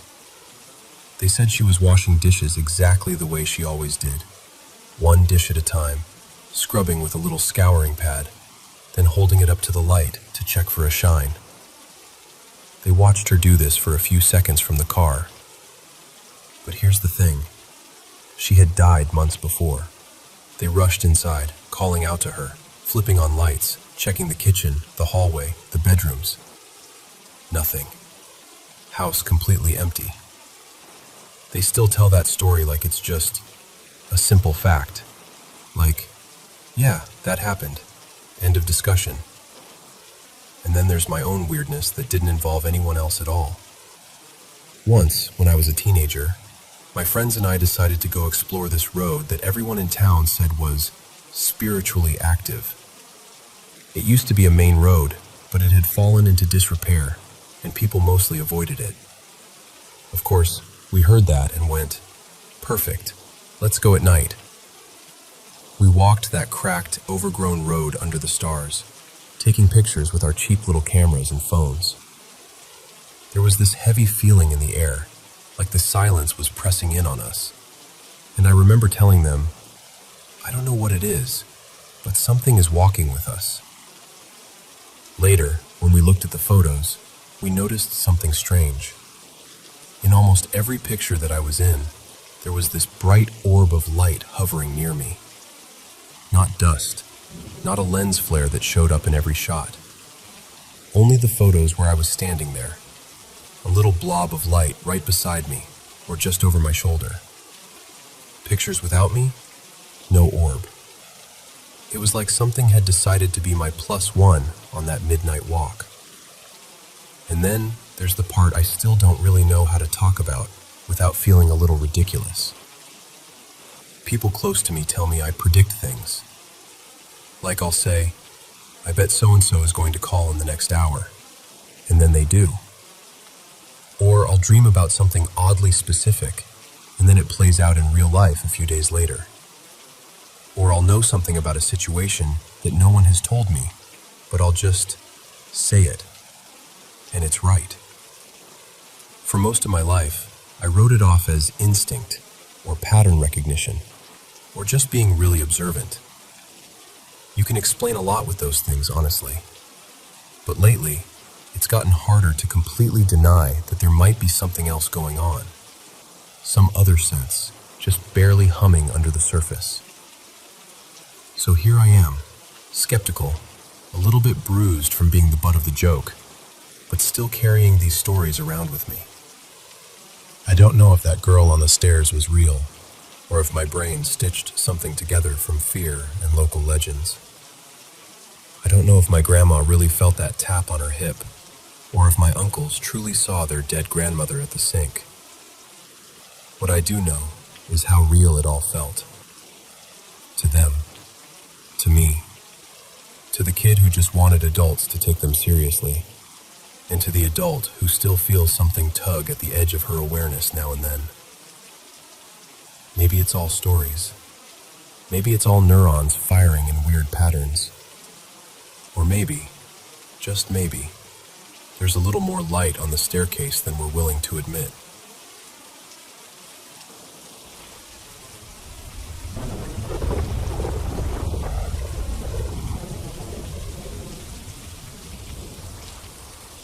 So, this happened about 4 months ago, around 7 p.m. At the time, I was staying with my older cousin and his family, helping out at his little electronics shop during a long break from university. Most evenings I'd walk home, and instead of taking the short, busy road, I'd deliberately choose the long, winding one. Not for the scenery, for privacy.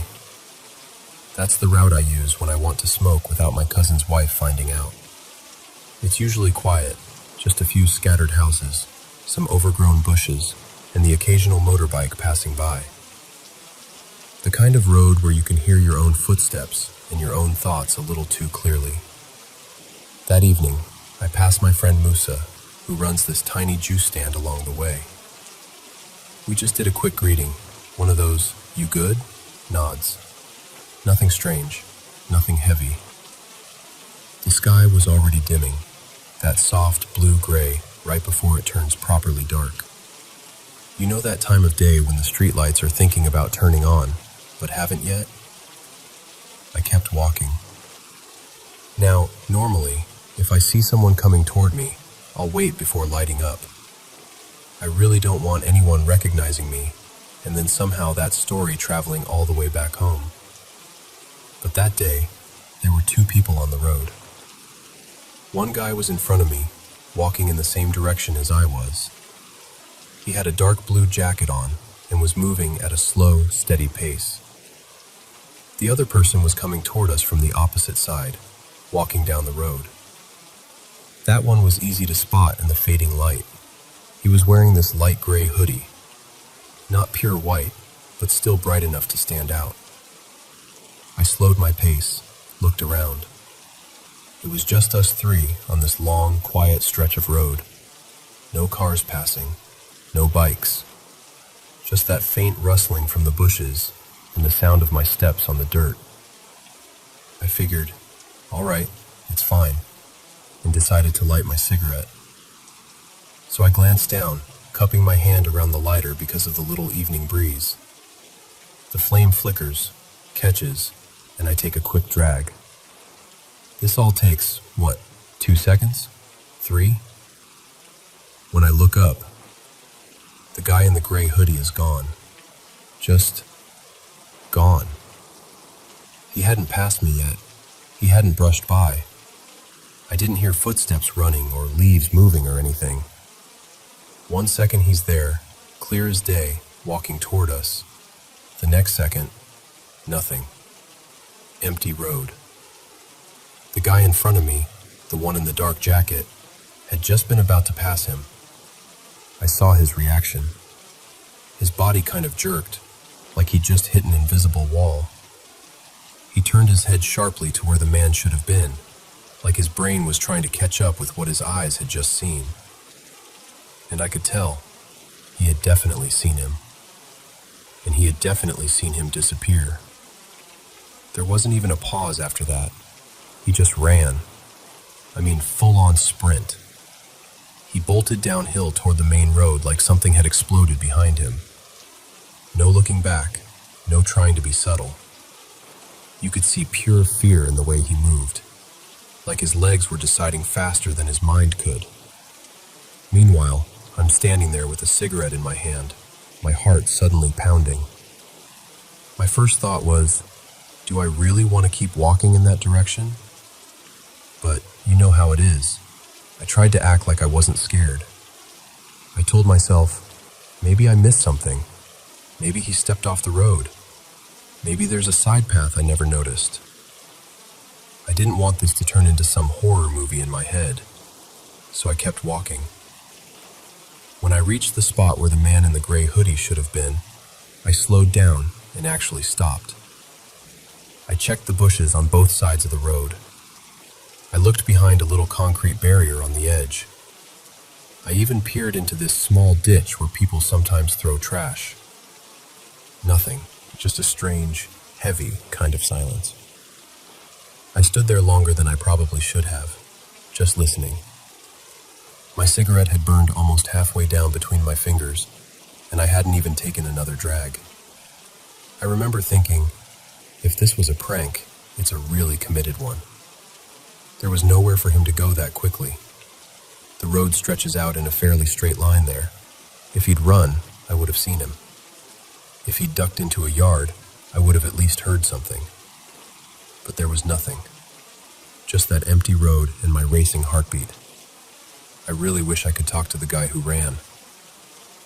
I still think about him sometimes. Like, did he see exactly what I saw? Did he see more? Did he see something in that split second that I didn't catch because I was looking down at my lighter? But I never saw him again. I don't even know his name. Just some stranger who was there for the weirdest moment of my life and then disappeared from it. Same as the man in the gray hoodie. That night, when I got back to my cousin's place, I was quiet. I didn't tell anyone what happened. I just showered, ate, and pretended everything was normal. But inside, I was still back on that road. For a while after that, I avoided that route. I'd take the busier road home, even if it meant no sneaky cigarettes. Every time I thought about going back, I'd picture that empty stretch of road and the way that guy took off running like he'd seen the edge of the world. Eventually, though, I did go back. Life kind of forced me to. Habits, shortcuts, routines. And nothing else happened. No strange figures, no disappearances. Just the same quiet road, the same fading light, the same long walk home. But that memory, it never really softened. It just stayed sharp. And look, I've asked myself all the usual questions. Was it the light playing tricks on my eyes? Did he just step behind something at the perfect moment? Did my brain just fill in the gaps wrong? Thing is, it wasn't just me. That other guy saw him too. I saw the shock in his body language. I saw the fear in the way he ran. Whatever happened on that road, I'm convinced it wasn't just in my head. So yeah, that's the night I watched someone simply not be there anymore. I still don't know what I saw, but I know what I felt. What about you? If you were in my place, would you say it was a trick of the mind? Or would you think something else was walking that road with us?